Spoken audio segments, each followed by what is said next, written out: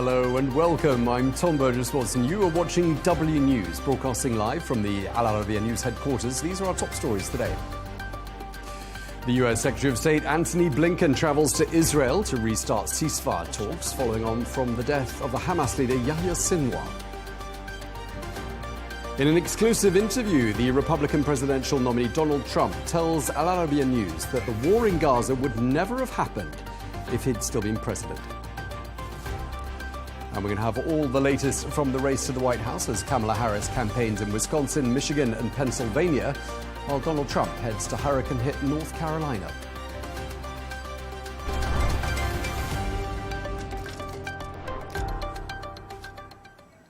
Hello and thank you for joining us. The US Secretary of State Antony Blinken is currently en route to Israel, where he's going to be making a fresh bid to restart ceasefire talks aimed at ending the Gaza war. This follows on from the death of the Hamas leader Yahya Sinwar. Well, Blinken is expected to meet with regional leaders to discuss the importance of ending this conflict, developing a post-war plan for Gaza and also finding a diplomatic solution to the Israel-Hezbollah conflict. Well, this comes as Israel continues its airstrikes targeting Lebanon, this time Lebanese financial institution, which Israel and the United States say helps to fund Hezbollah's military operations. Those Israeli strikes targeted branches of the Al-Qard al-Hassan, which is based in Nabatea and Tyre. This with the goal of disrupting the group's access to funding. Well, Al-Qard al-Hassan provides microcredit in Lebanon, where the banking system has collapsed due to the ongoing economic crisis. Well, for more analysis on all of this, I'm joined by Joseph Bahout, who's director of the Issam Fares Institute for Public Policy and International Affairs at the American University of Beirut. Thank you very much indeed for joining us. Looks like the Americans are making a major diplomatic push right now. We've got Antony Blinken on his way to Israel, Amos Hochstein in Beirut today as well. Is all of this cause for optimism, do you think? Probably very, very slight optimism. This is probably the last shot that this Biden administration is doing before elections. Elections are due to happen in 2 weeks. I think Blinken's visit and Hochstein's mission are the last attempt to try to bring some reason to all this conflict. However, the chances are very slim. What hasn't worked for the last year and something, either in Gaza or in Lebanon, have very grim and very slight chances to work now again.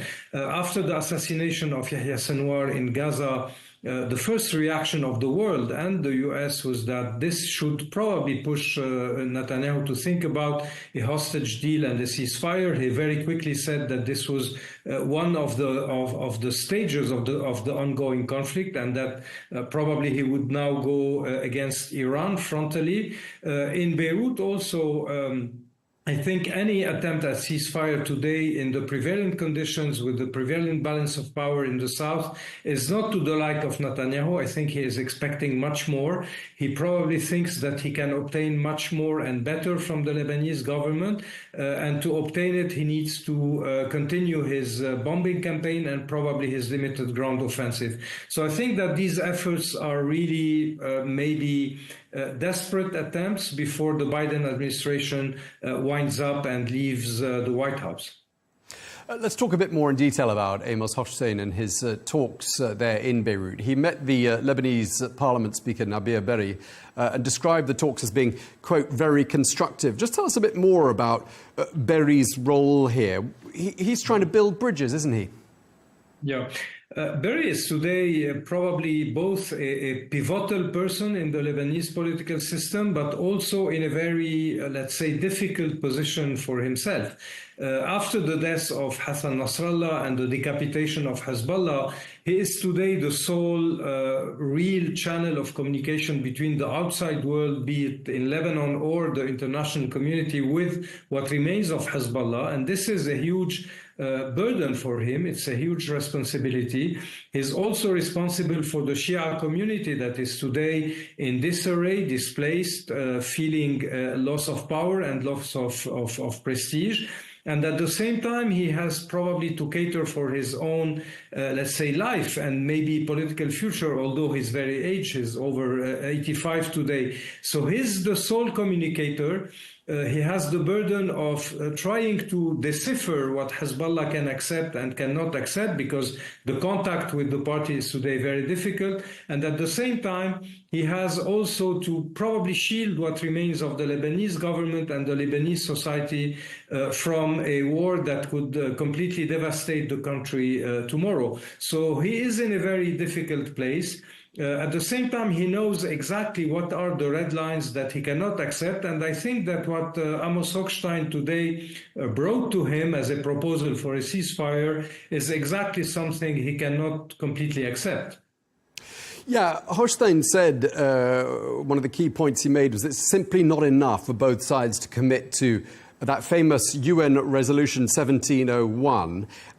What do you think he meant by that when he said not enough is being done? Who needs to be doing more of what? Both parties, and we know it, and both parties know it. The irony here, ironically, is that both Israel and, Israel has made it very clear a while ago that 1701 is not anymore relevant to bring about what they need at the border. They need much more. They put it under different forms. They could call it 1701 plus. They could call it a muscular 1701. But when you look at the moves on the ground by the Israeli army, in fact, it is creating the condition for something that is way beyond and above 1701. Now, Hezbollah was ready to accept a 1701 stricto sensu, meaning a 1701 in the same shape, form, letter, and spirit that it was crafted in 2006. But I think neither the Americans nor the Israelis are today satisfied with this. This is where you have this kind of distance between the positions that Hochstein is trying to bridge. But again, first of all, he doesn't have enough Israeli acceptance for that. He doesn't have enough contact and real sense of what Hezbollah can accept, and behind Hezbollah, Iran. And last but not least, he is representing an administration that so far has not been able to prevent the escalation in Lebanon and in Gaza, and is also today almost at the door leaving the White Office. So it's a mission, it's a very complicated mission. I wouldn't say it's a mission impossible, but everybody knows today in Lebanon and outside that the 1701, the way it was crafted in 2006, never implemented really since fully, is now a little bit besides the point. But no one wants, or no one knows exactly with what to fill the vacuum if 1701 is off the table. And this is the huge difficulty of any mediation today. Okay, well, thank you so much for taking the time to speak to us. I'm afraid we're out of time. Joseph Bahout at the American University of Beirut, thank you.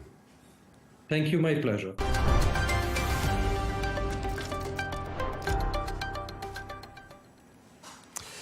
Let's cross now to Tel Aviv, and we can speak to our correspondent there, Sarah Coates. Sarah, thanks for joining us.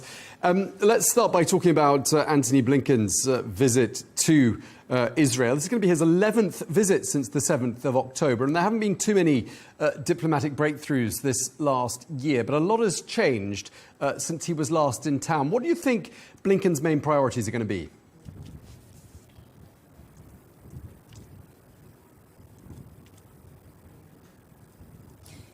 Hello there, Tom. A lot has changed, and as your guest just said, this is really being seen as a sort of final diplomatic push by the Biden administration to, achieve something concrete in the lead-up to this election. Now, one of his main priorities here is to get a ceasefire in Gaza, also the return of these 101 Israeli hostages. We are expecting Mr. Blinken to be talking about post-war Gaza, also, of course, the need to get more aid into the Gaza Strip. Just a week or so after that very strongly worded letter was sent by the US to Israel saying more humanitarian aid needs to get into the Strip. Now, we can expect him to be meeting with the Israeli Prime Minister Benjamin Netanyahu in Jerusalem around midday local time.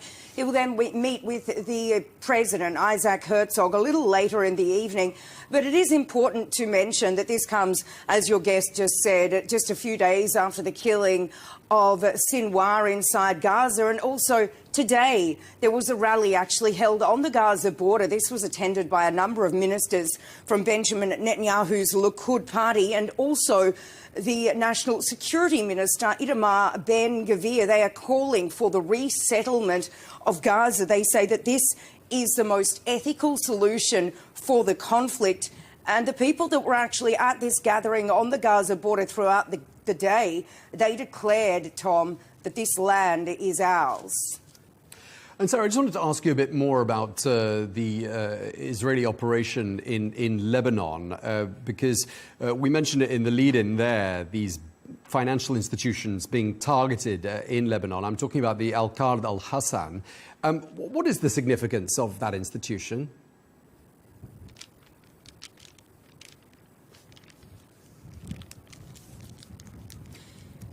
Well, this is certainly being seen as a major escalation, given that the Israeli military before this said it was targeting Hezbollah facilities. It wasn't targeting any other facilities. But this is the Qard al-Hassan. That is a banking facility. It's got about 30 institutions around the country. Many of them are in Beirut. It is believed to be linked to Hezbollah, but this is an institution that is used by many everyday Lebanese. So what we do understand, according to people on the ground inside Lebanon, is that there were at least 10 strikes around the capital, Beirut, another one close to the airport, other strikes in other parts of the country.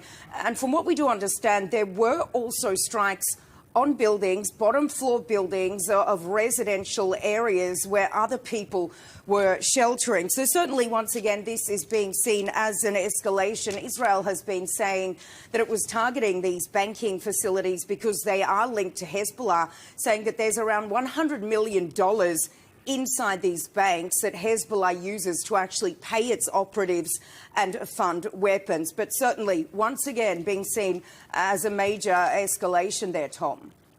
OK, and once again, a lot of focus on northern Gaza on the part of the Israeli army. They really appear to have stepped up their operations in that part of the Palestinian enclave. I just wondered if you could bring us up to speed with regards to the latest on the ground there.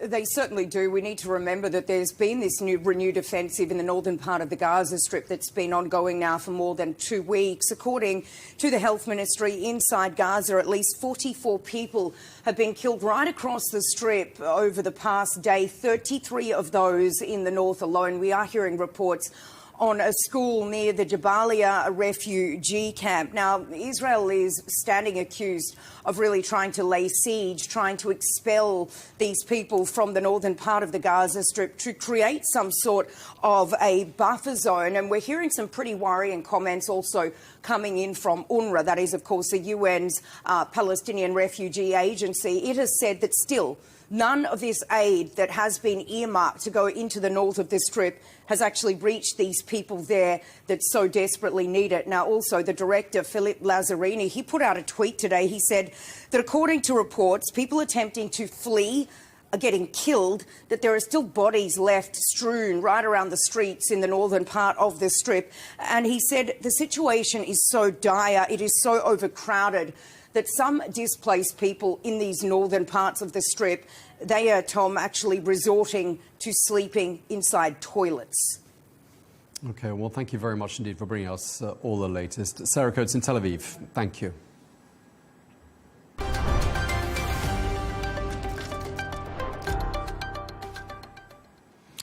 Now, in an interview with Al Arabiya News, the former US President Donald Trump has fiercely criticized the Biden administration and his opponent, the Democratic presidential nominee Kamala Harris. Well, in his criticism, Trump singled out what he said was their inability to prevent the violent conflicts currently unfolding in Ukraine and the Middle East. Well, speaking to Al Arabiya, Trump claimed that if he were president, the war in Gaza would never have happened. You know, it's so sad to think that if I were president, that war would have never started. You wouldn't have all those dead people, all those, just demolished cities and areas. You wouldn't have had October 7th. That's the most important. You wouldn't have had that. And all of the destruction and the hatred and everything else that followed October 7th. You wouldn't have had Russia attacking Ukraine. You wouldn't have had inflation, frankly, and you wouldn't have had the most embarrassing moment in the history of our country, in my opinion. You wouldn't have had the Taliban and Afghanistan and all of the things that are happening over there. So, Donald Trump speaking there, well, he also expressed his desire for peace in the Middle East, saying that he truly believes it can be achieved, and soon. I want to see the Middle East get back to peace, and real peace, but a peace that's going to be a lasting peace. And that's going to happen. I feel really, truly confident it's going to happen, and I believe it's going to happen soon. And we'll see what happens with the election. I think the election is going to make a big difference. But I was respected over there, and great relationships with so many. Well, when asked how he would prevent Iran from acquiring a nuclear weapon, Donald Trump reaffirmed that it would not, were he re-elected as president. They won't acquire it. Now, they may get it, if they get it very quickly. I'm not president, so I won't have much to do with that. And I have respect for Iran. I have respect for the people. I know a lot of Iranian people. They're very smart, actually great negotiators, great business people. They're great people. They're very warm people. I wanted to do, as a country, I wanted to do great. Well, we can speak now to Al Arabiya's Washington bureau chief, Nadia Bilbassi, who conducted that interview and who joins us now. Thank you so much for taking the time to speak to us. You started in that interview with Donald Trump by talking about the situation in the Middle East, and Donald Trump said he can deliver a lasting peace. He sounded very confident on this particular issue, didn't he? Hi, Tom. Yes, absolutely. This is a major issue for most of the Arab Americans in swing states, especially Michigan. Many of them said they will not vote for the Biden-Harris administration. Well, I mean, in the beginning it was Biden and now Vice President Harris because of the war in Gaza, their inability to stop the war, call for a ceasefire, etc. So the president believes that this war wouldn't have happened if he was in the White House for a simple reason. He believes he was very tough on Iran. And because of the deal and the money that the Iranian got during the Obama administration, they were able to fund proxies in the region, including Hezbollah and Hamas. And therefore, he thinks that he would have been able to stop these wars by de facto being able to stop the Iranians from having this money and have access to this money. So that's one thing. And second, he believes that people listen to him. He believes that he's a strong man. And Netanyahu has also a good relationship with him. And he makes sure that when he was in Washington, he went to Mar-a-Lago and he met with him. And he told me in the interview he's going to talk to him. And he did actually yesterday. People believe that Trump cannot be defined like the way that Netanyahu has been dealing with this administration. So two reasons he thinks that peace will be brought to the Middle East, maybe in his understanding expansion of the Abraham Accord, although many, as you know, especially observers in the region, believe that without the Palestinian issue, it's impossible to go forward. It's the elephant in the room. You cannot ignore it. And especially after October 7, it becomes very, very complicated. So the price is much higher for any Arab states who wants to normalize with Israel. They cannot do it without demanding the establishment of a Palestinian state.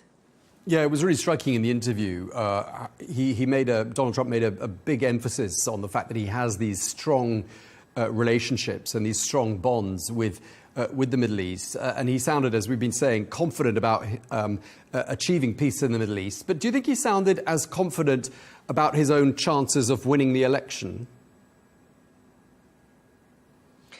To a certain extent, you know, on the camera and off the camera, I was telling him that I was doing a program from the 7 swing states that will determine the fate of this election. He asked me how he was doing in Georgia and how he was doing in Michigan. And of course, as you know, there is a huge base there of people who are very unhappy with the Vice President Harris, especially on the war in Gaza and now in Lebanon. And in Michigan, that was the case. It was very, very clear. So he feels now that he was able to reach the Arab American voters in Michigan. Not saying that, it doesn't mean that everybody's going to vote for him. Some believe that he doesn't have what it takes to end this war. They believe his policies might not be as good as he says now. But at least if they don't vote for Harris, that means a win for Trump. And therefore, I think he feels a little bit confident, but he's not taking anything for chances. He's working, as we see now, in 3 or 4 stops in the same day in different swing states. We saw him yesterday in Pennsylvania, North Carolina, and he was in Michigan. He will go back again. So there is a good chance, but it's very difficult to determine which way this election will go. But I can tell you, in comparison to a month ago, everybody was thinking this. He was writing him off and thinking that, despite the opinion poll showing that they are within the margin of error 2 or 3 points ahead or behind, now he feels that maybe if he can secure Michigan, North Carolina, and Pennsylvania, then he's on his way to the White House. Yeah, just before we crossed to you, we listened to Donald Trump talking about the U.S. withdrawal from Afghanistan. He called it one of the most embarrassing moments in U.S. history. And he described President Biden as having been incompetent on foreign policy. I just wondered how important an issue foreign policy is for the average American voter. In the previous elections, which I covered for the last 20 years, it was never high up in the priority of American voters. Now, because of what's happening in the Middle East and Ukraine, it has a direct effect on people's lives. For example, when the war in Ukraine happened, the prices of oil jumped.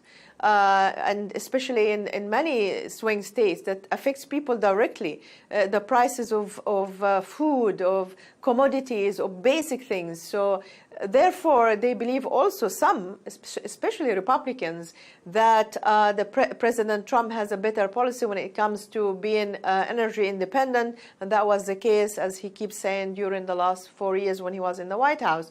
The war in Gaza has a huge effect on not just Arab and Muslim Americans. I've spoken to young people who have nothing to do with the Middle East, but they see they see this factor as determinant in the election because of their understanding of human rights issues, of civilians in a war zone. How can the United States play a role in that? So they are very angry about the current administrations, and especially among the progressive wing in the Democratic Party that might not even vote for Harris. Well, definitely they were not voting for President Biden. So there is an element of now foreign policy overshadowing this election, and I think it might play to President Trump's advantage for the reason I just mentioned. But again, the most important thing for them is economy, number one, and immigration. And illegal immigration also affects people. And President Trump has been using this on every stop in the campaign. And I think this is important for most people, although also abortion and women's rights and productive rights is equally as important. But this is why this election is very close, and it's so difficult to predict which way it's going to go. Yeah. Absolutely. Well, thank you so much. We really appreciate you taking the time to talk to us. Al Arabiya's Washington Bureau Chief, Nadia Bilbassi. Thank you. My pleasure.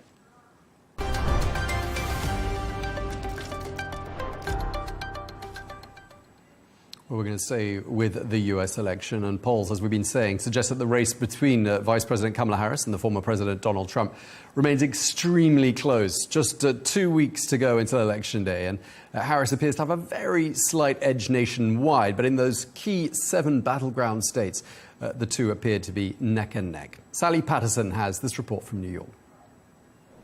My first day at McDonald's, I'm looking for a job. If things don't work out on Election Day, Donald Trump's got a backup plan. On Sunday, the Republican nominee immersed himself in a McDonald's kitchen, role-playing as chef in the suburbs of Philadelphia, in Pennsylvania, one of the most important states in November's election. Look at that, look at that, how are you? Thank you, Mr. President. Trump certainly put on a show. hoping happy meals will translate into happy voters. I've now worked for 15 minutes more than Kamala. The former president has accused Kamala Harris, without evidence, of lying about working at the fast food chain during her college years. His rival's team says Trump doesn't understand what it's like to work for a living, and if elected, he'd, quote, exploit working people for his own personal gain. Never even touch it, huh? Choosing Pennsylvania as his stage was no coincidence for this carefully choreographed stunt.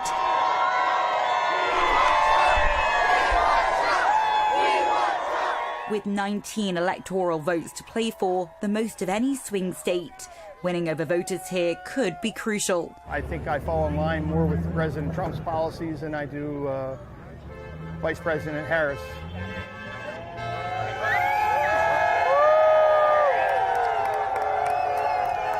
Sounds like a lot of other people do too.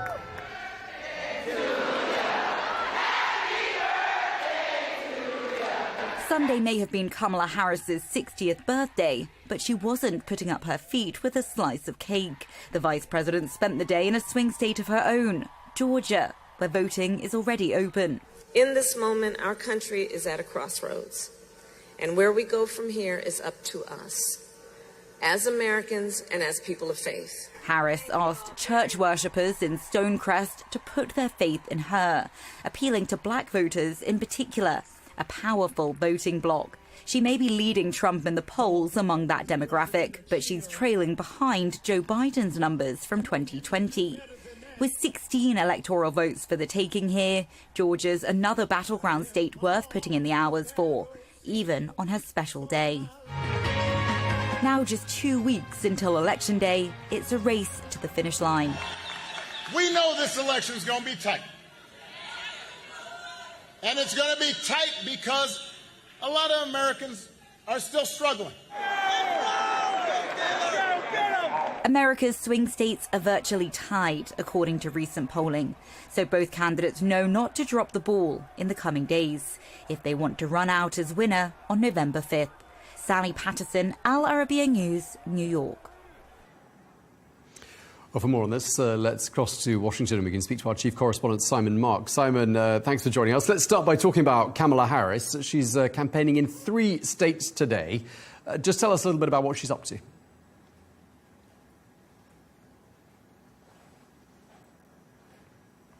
3 states today, Tom, and their names will be very familiar to viewers who are paying close attention to this election. She started the day in Pennsylvania. She's moving on to Michigan. She's going to end the day in Wisconsin.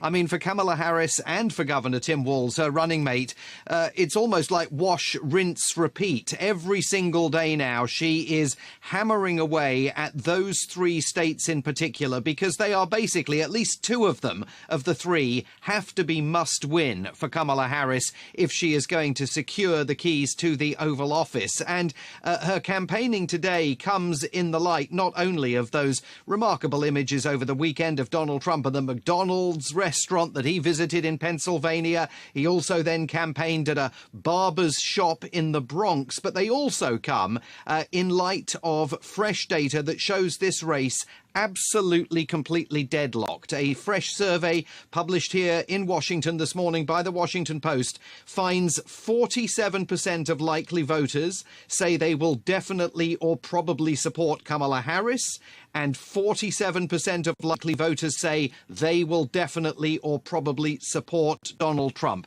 It could not be any tighter. And so Kamala Harris is trying to cement in place the very limited advantage that she has in the polls over Donald Trump in those 3 key states, Pennsylvania, Wisconsin and Michigan. There is no room for error by her in any of those 3 states if she's going to secure victory once this race finally wraps up. Simon, it's quite interesting to see Kamala Harris enlisting the support of the former Republican lawmaker Liz Cheney. Just tell us what's significant about Cheney offering her support to Kamala Harris.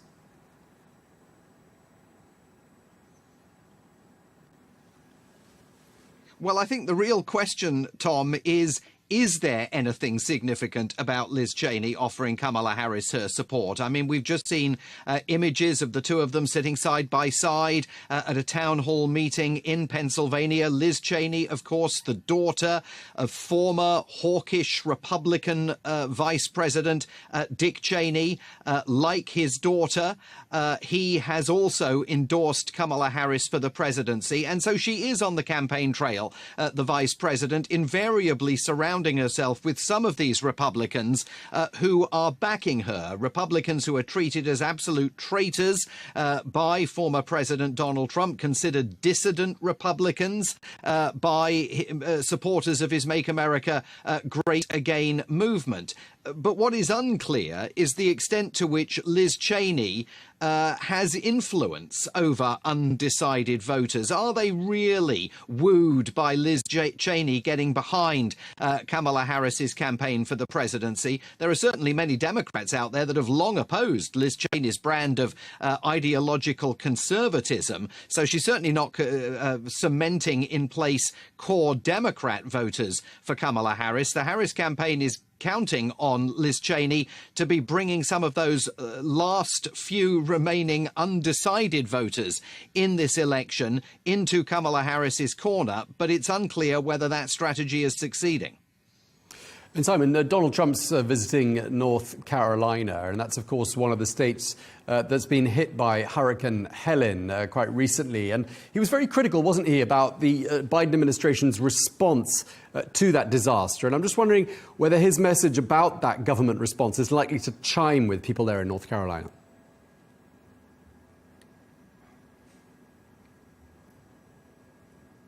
Well, there were certainly indications in the first of three visits that he's making to the state today, three separate events, that the crowd in the first town that he visited, or at least the people flanking him, were solidly behind him. He again lambasted the Biden administration, faulting their response to Hurricane Helene.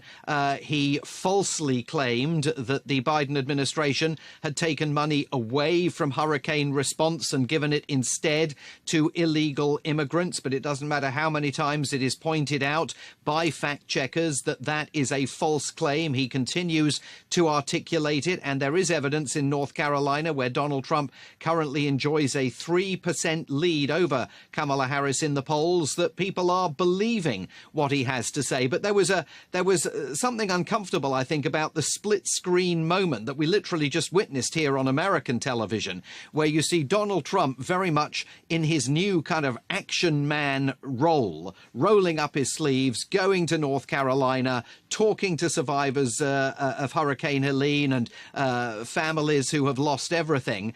And on the other side of the screen, Kamala Harris sitting down, flanked by a pretty glum-looking Liz Cheney, for a very sort of esoteric town hall meeting, attended mostly by grassroots Democratic Party supporters. At the moment, certainly over the last couple of days at least, Donald Trump has visually appeared to be more engaged with the American public, including, as Sally was reporting in her piece, that McDonald's visit over the weekend, even though there is considerable evidence to suggest that it was substantially rehearsed and critics even claim staged. But he does appear in all of these visuals to be absolutely relating to American voters more directly now than he was doing earlier in the campaign. And the Trump people will be hoping that that reflects itself in the opinion polls in the days ahead. OK, Simon Marks in Washington, thank you very much indeed for that update.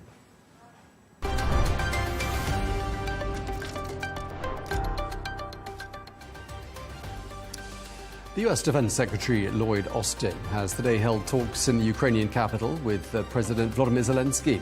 Well, they've been discussing ways in which the US can support Kyiv as Russian forces make gains in the east of Ukraine. Well, this visit is seen as a show of solidarity ahead of the US presidential election, an election in which Donald Trump has indicated that if he wins, he'd be more reluctant than the current president to continue supporting Ukraine. Al Arabiya's Megumi Lim has more. Ukrainian President Volodymyr Zelensky on Monday thanked U.S. Defense Secretary Lloyd Austin for the new military aid package, which includes more munitions, armored vehicles, and anti-tank weapons. Much-needed arms for Ukrainian troops fighting against the Russian forces as they continue to slowly but steadily gain ground on the battlefield. Now, Austin's visit came hours after the capital came under Russian drone attacks. This was the second night in a row Kyiv came under Russian drone attacks. One person was injured and several residential buildings were damaged. Now, Zelensky has been pushing to get more support for his so-called victory plan, which includes Ukraine receiving a formal invitation to join NATO, something Zelensky sees as a necessary security guarantee and deterrence against future Russian aggression. Now, the plan also includes the lifting of restrictions on the use of Western long-range weapons against military targets inside Russia.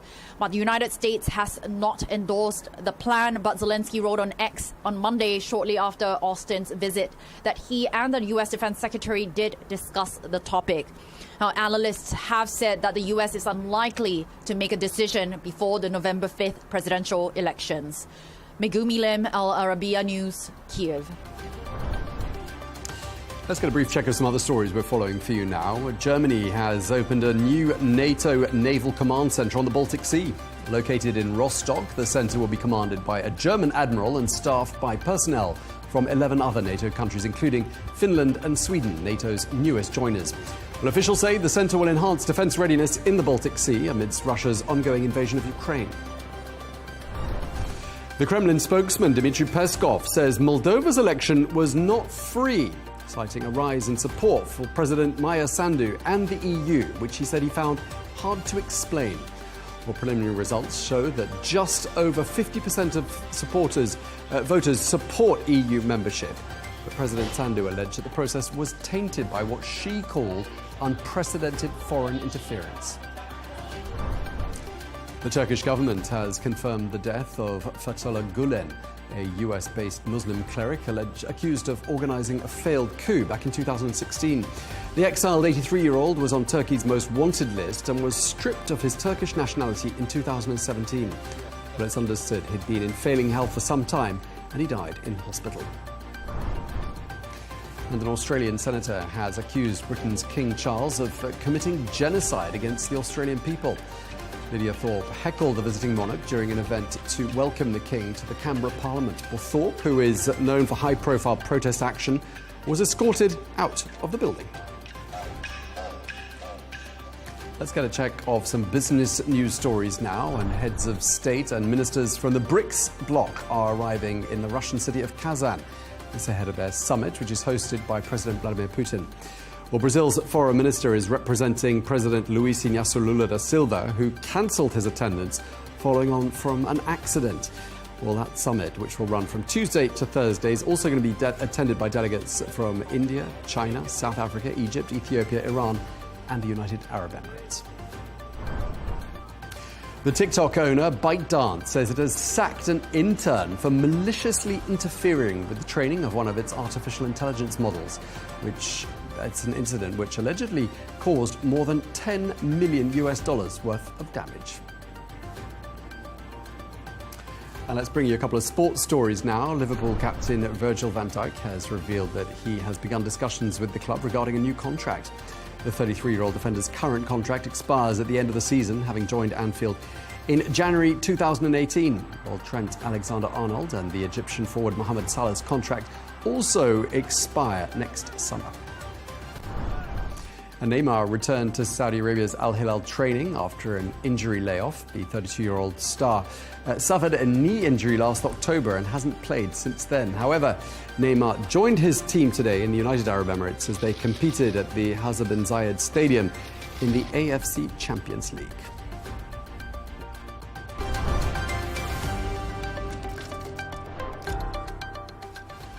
Before we leave you, let's get a reminder of our top stories. The US Secretary of State Antony Blinken travels to Israel to restart ceasefire talks following on from the death of Hamas leader Yahya Sinwar.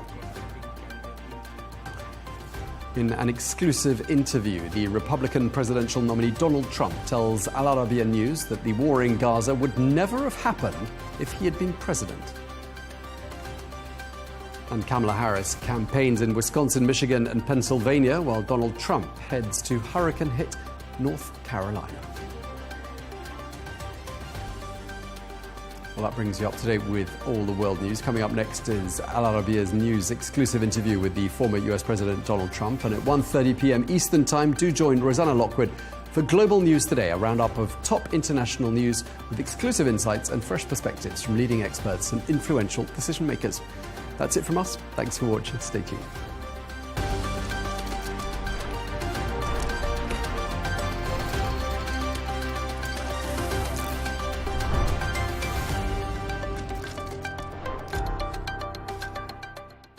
At Al Arabiya News, we go beyond the headlines. From the latest breaking news to in-depth coverage of global events. We're not bought or sold. Nobody owns us. The loss of life, the destruction of property. The conflicts are such a terrible thing. Context and analysis to help you see the full picture. The world is in a very dangerous place. Join us on Al Arabiya News. It's very impressive. Where knowledge meets perspective.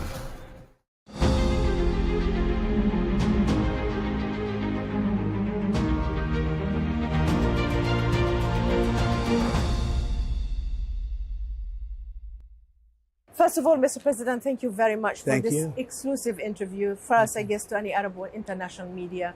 We're here in Michigan. I talked to many voters in the swing states, including here. Arab Americans said they support you on the economy, but they want you to stop the war in Gaza and Lebanon. Thousands of civilians are dead, including 70% in Gaza are women and children.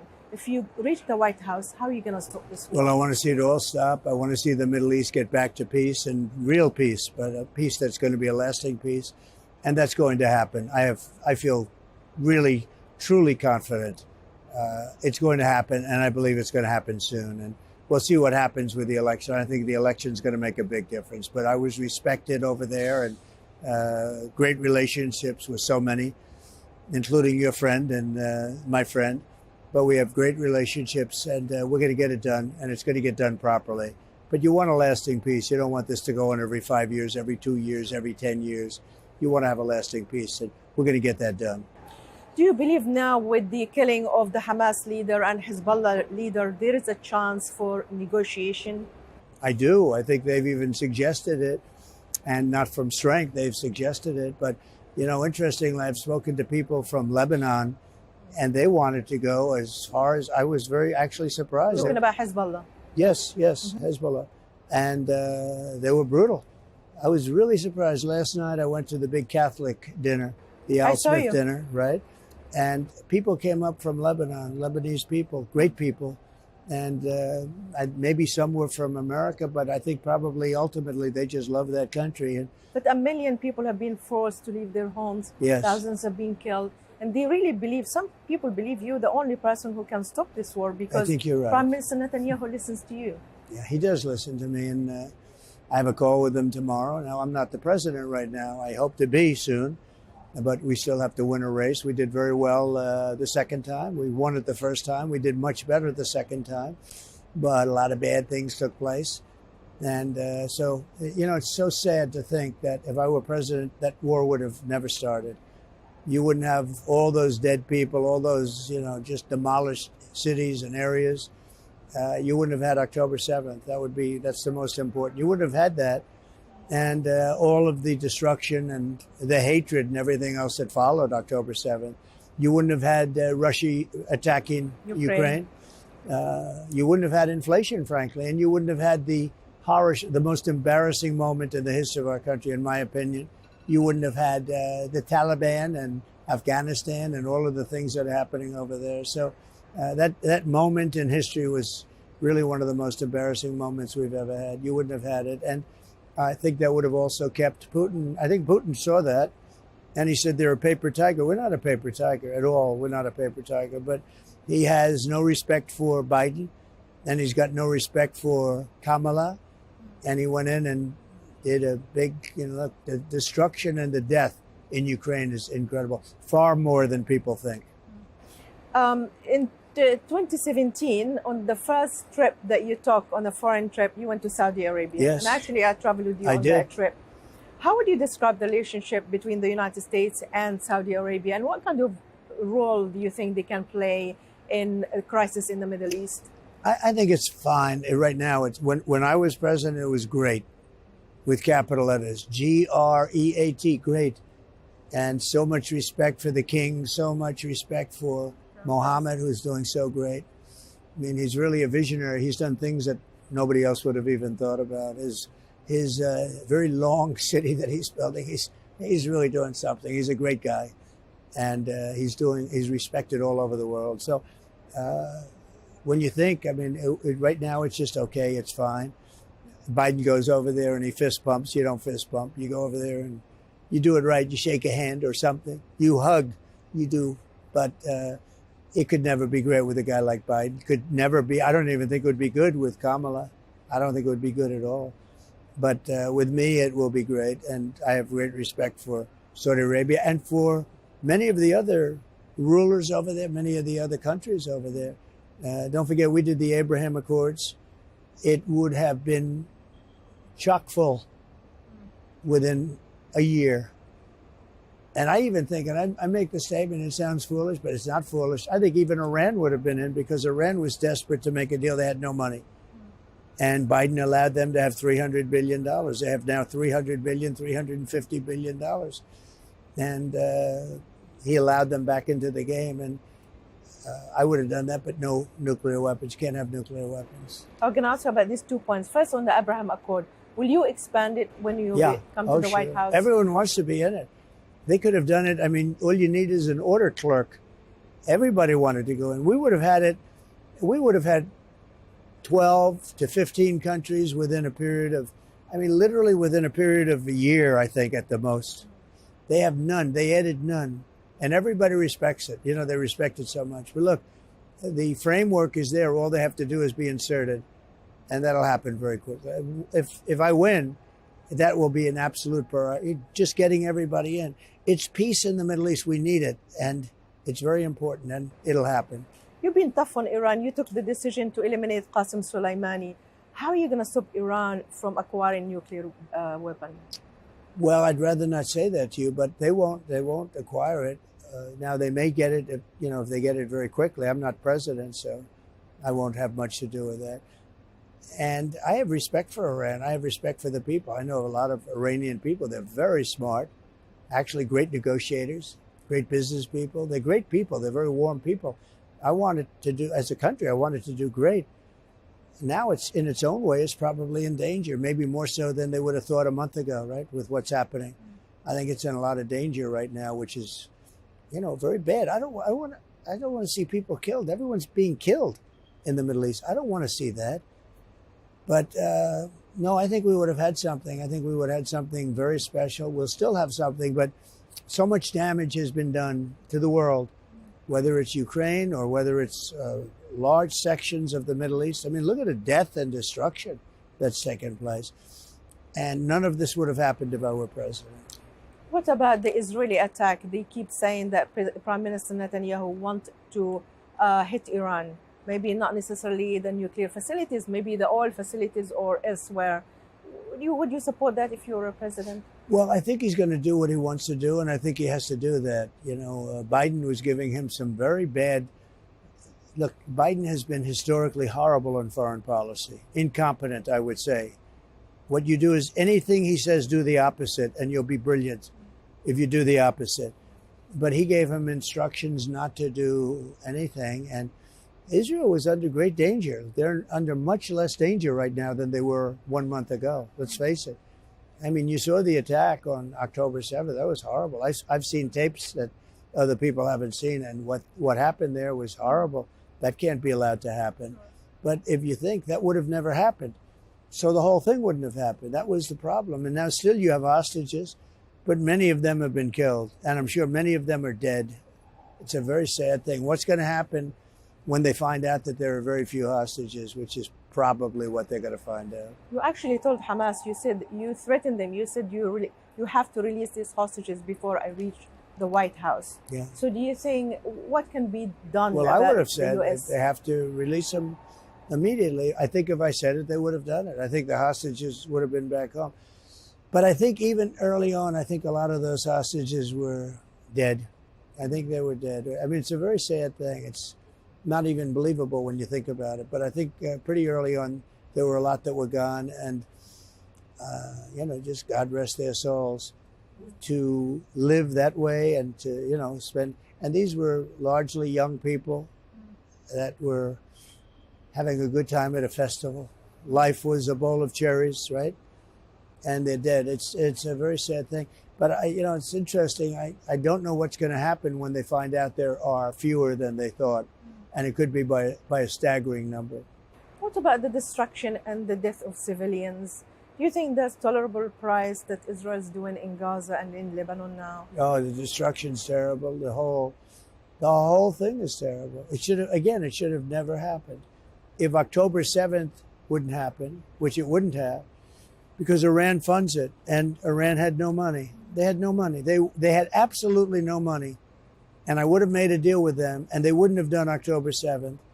But because they have no respect for Biden, they did it. And then it began. That was like just a terrible thing. But it began because of that, because of October 7th. You certainly can't blame Israel for hitting back, and they hit back hard, much harder than anybody would have thought. And then they send missiles in, and they were all knocked down, 187 missiles. Those missiles were knocked down. And now everybody's waiting for Israel to retaliate, make a move. I mean, it's a bad situation. Should have never happened. Talking about Iran, also I want to ask you about the Houthis. So the US and the UK has formed a military coalition. Do you think it's working? What would you have done differently if you were a president? Well, number one, somebody's got to stop the ships from being shot out of the water. You have a lot of missiles are going right at ships and hitting them much worse than people know. It's been pretty bad. You can't even use it. That's your main travel lane. They can't use it. They have to find other ways. It's very expensive and really not even doable. Somebody has to make sure that doesn't happen. Absolutely. How do you see the U.S. Role in the world? How U.S.? How can the U.S. lead in the world? Do you think have to respect the leader. So Viktor Orban, who's a very strong man and very respected, right, Hungary, he said, if Trump were here, none of this would have happened. He said it very strongly. He said it numerous times, actually. He said it 6 months ago. He said it 2 months ago at, various reporters and meetings. But he said, and I understand exactly. Look, when I was there, we had no terrorism. We had no wars other than I finished ISIS. I took care of ISIS was gone. It was supposed to take 5 years, maybe 10 years, and I did it in a couple of weeks. You ordered the killing of Baghdadi as well. Yeah, I did. Al-Baghdadi was also, I said, you got to get him. He was trying to reform ISIS. But we knocked it out, and we knocked it out hopefully for good. But even that, it can regrow if you don't have somebody in America that's strong. So many people are reliant on the United States. And with me, they have somebody they can rely on. With Biden, he doesn't know he's alive. And I want to ask you about domestic issue as well. Arab Americans I spoke to, they ally with you. And we heard him today in the mayor of Hamtramck. He said that we are closer to the Republican Party on social issues. Yeah. How do you see the issue of transgender that pushed away Arab Americans from the Democrats? I mean, I was with the mayor. I think the mayor's great. And he's given us his total endorsement. We have a lot of Arab American endorsements, as you know, from representing different countries, but Arab Americans. And he's somebody, I think he's got a lot of future in this country, really. He's amazing. But yeah, he's not for men playing in women's sports. He's not for transgender operations, the transformation or the transition into, a male into a female. He's not into that. And I think for the most part, the Arab world isn't into that. And I'm not into that either. But the radical left is totally into it. I mean, they'll actually take somebody from school without parental consent and do this operation. It's not even believable. Our country is really going bad. This is a very important election.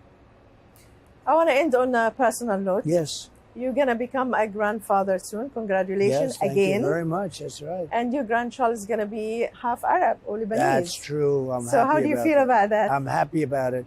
Okay, great. I have many friends who are Arab, as you say, but from different countries, but Arab. And I'm very happy about it. They're smart. They're very warm people. It's a shame what's happening over there. They're the warmest people. Michael's father's so great. His mother's so great. They're friends of mine. Michael's such a great young man. He's so great. He's such a smart guy. And they're going to have a baby, and I'm very happy about it. And so how are you going to make Lebanon safe for your daughter Tiffany, for your son-in-law Michael, and for Mr. Mas'ad Boulos to go to Lebanon and to visit their ancestral Well, they will go. home? These are people that love Lebanon, number one, right? You know, Lebanon used to be known as a place for great professionals, greatest doctors, greatest engineers. I mean, they're really smart people. But it's been decimated by some bad terrorists, let's face it. So hopefully peace will come to the Middle East with It's going that. to come to the Middle East, and hopefully within my term. Hopefully I'm going to win, and I'll bring peace. I'll work with Mohammed, and I'll work with a lot of other people, and we're going to bring peace. We did the Abraham Accords. Nobody thought that was even possible, the 4 countries. And the 4 countries should be many countries right now, but Biden and Kamala Harris didn't do anything. They sat there stiffs, total stiffs. They have no idea what they're doing. But if I win, we're going to have peace in the Middle East, and soon. Inshallah. Thank you so much, Mr. Thank President. you very much. Thank And you. say hello to my friend.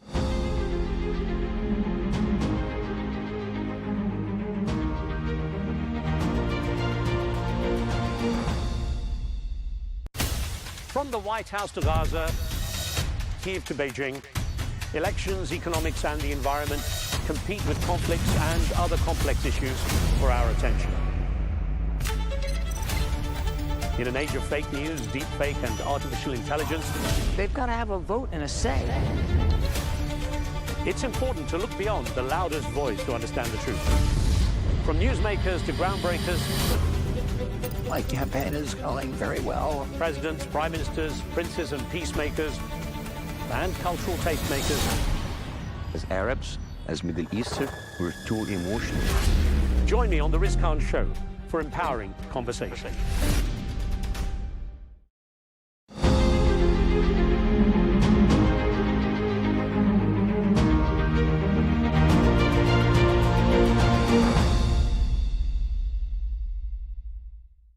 Minister, thank you for joining me. Can you tell me if the assassination of Hassan Nasrallah will impact the price of oil? Well, I think that the oil prices are affected by many factors. We're talking about the balance of supply and demand, the growth of the economy, the consumption. I mean, the forecasts, geopolitical factors play their role as well. They affect the markets. And the events which are occurring here and now in the Middle East are definitely affecting the market. Do you anticipate that we'll see a bigger price spike? I don't think that the prices are going to be fluctuating like they are right now. This week, the Financial Times released a report in which they said that the Saudis are looking to increase production in December and move away from their $100 price target. Is that a problem for Russia? Well, we are judging based on the difficulty of forecasting any prices. But this way or another, they're volatile. And this is an OPEC Plus agreement, which is in force, and we can see that everything is according to time schedules and to quotas when we're talking about the participant states. And I think that's a great factor in order to make sure that the prices are stable.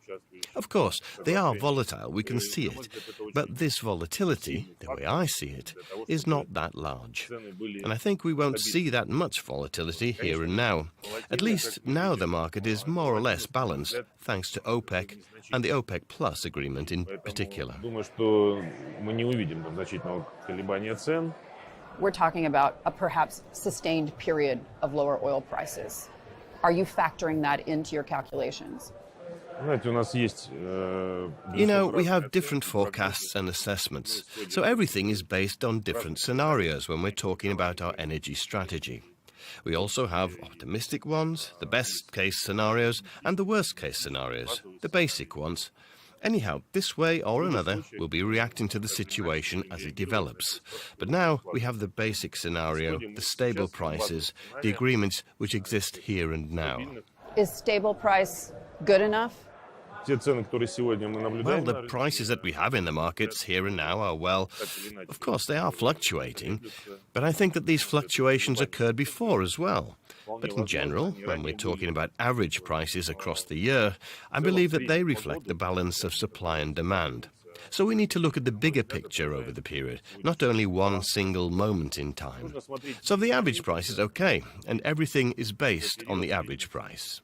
So Bloomberg has released a report that suggests that Russia is forecasting as much as a 14% drop in oil revenues over the next 3 years. Is that accurate? Well, if we're talking about the revenue, it all depends on the prices which are going to be in the markets based on the current situation. But once again, here and now, we also consider the exchange rates of the ruble to other currencies and the ruble price of the revenue. And when we're forecasting the budgets, we're considering the balance in the markets, which is forecast by the experts in the markets. And of course, everything is based on the exchange rates of the ruble as well. More or less, the revenue is supposed to be on the same level, and it's all considered in our budget projections. Tell me this in terms of the demand outlook. Is that your greatest concern? There are different assessments of demand. The latest OPEC report was released literally just a few days ago, and it shows oil demand is growing and will continue to grow until 2050. Currently, the total demand volume is about 100 to 103 million barrels per day. And in the next 10 years, it'll grow at a relatively high rate of 1.5 million barrels per day before slowing down. However, in general, by 2050, over the next 25 years, experts expect that oil demand will increase by an additional 20 million barrels per day, and we share these estimates. I'd like to note that there were many skeptics who believed that there would be a peak in demand. In fact, if we consider the overall energy balance and look at it up to 2050, over the next 25 years, I believe we can quite confidently say that the peak demand for both oil and gas will not occur during this period.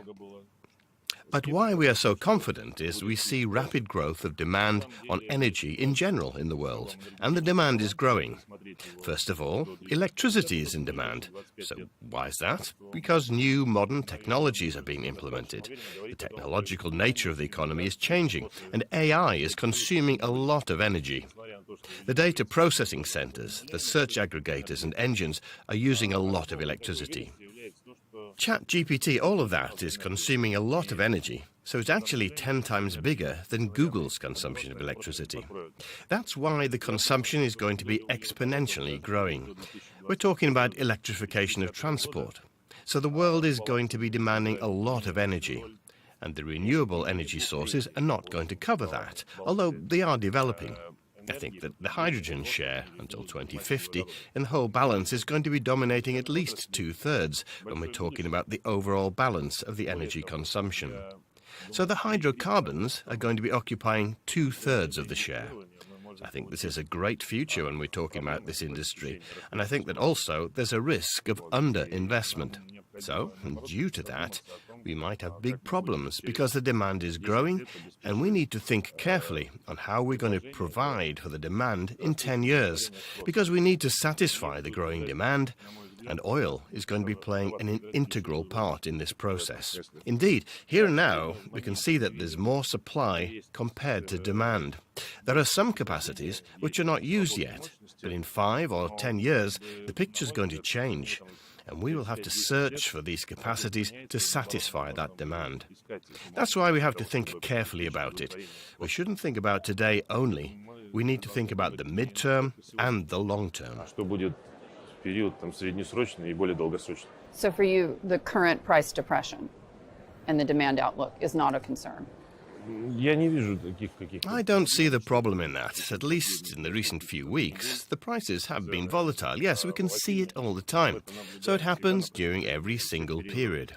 Whatever you consider and take, I think things are going to go back to normal. We'll see the balance in the prices, which is going to be satisfactory to the manufacturers and exporters. As of today, this balance, well, judging by the results of the last year and this year, is about $80.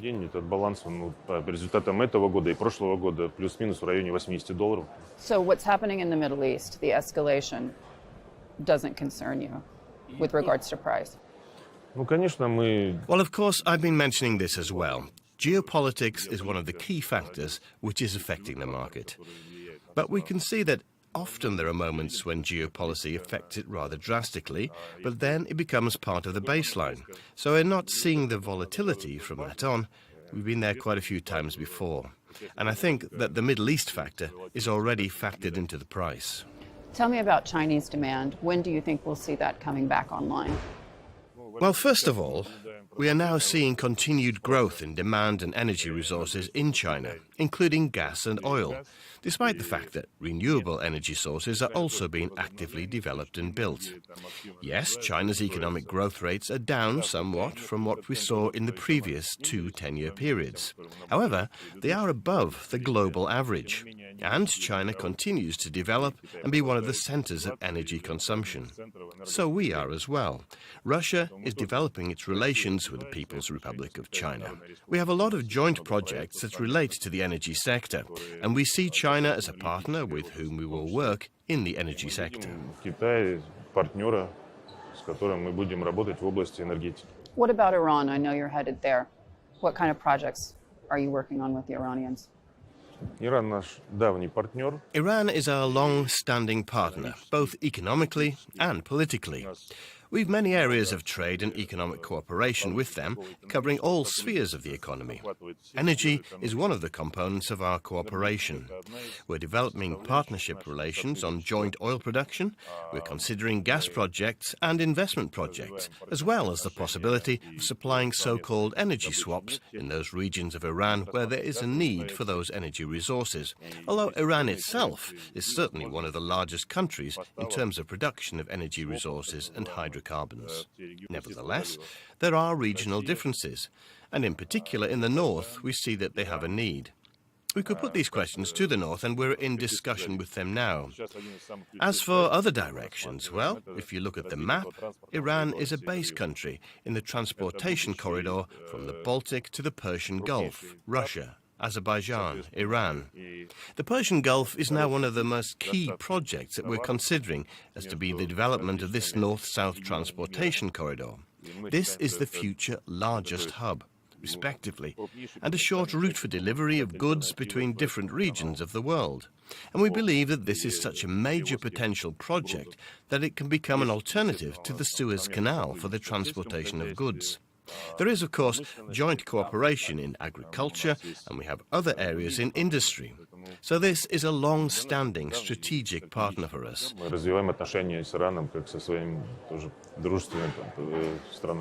As an alternative to the Persian Gulf, in terms of that corridor? Well, I've already said that this will be the largest international transportation corridor. Many countries are interested in it. It's a short way to deliver goods from Asia-Pacific countries to the European part of the world and vice versa. Therefore, naturally, when new corridors appear, this is an alternative. But we have to take into account that trade in the world in general is developing. And we need to develop new corridors in order to ensure international trade. Does that relationship with Iran cause problems in terms of your relationship with Saudi Arabia? We don't have any problems in this regard. We're also developing partnership and friendly relations with our friends from Saudi Arabia. By the way, I head the Intergovernmental Commission for the Development of Trade and Economic Cooperation between Russia and Saudi Arabia. And my partner is Prince Abdulaziz, Minister of Energy and co-chairman of the Commission. So we not only cooperate in a multilateral format within OPEC, we also cooperate and discuss within the bilateral format of our relationship, the development of our economies, and not only energy. We have so many other areas of cooperation, including digitalization, nuclear energy, new exploration, production of equipment, technologies, housing, utilities, construction of new cities. We have agriculture, among other things. Therefore, with Saudi Arabia, we're now actively developing a dialogue, and the pace of mutual trade and economic equipment and turnover is growing. We're also kind of developing relations with our partners. So if Saudi Arabia decides to flood the market in order to maintain market share, that's not a problem for Russia? Should we start guessing? I mean, we're working together. We have an agreement. I mean, there's a saying that, well, the guesses don't bring you anywhere. That's why we keep working based on the reality of which we're facing here and now. I mean, whatever the country is, we might think about another country which is going to develop additional barrels. Of course, the market's going to react, but for that we have agreements to avoid those complications. So maintaining market share is more important than the price. Well, you cannot think about this here and now.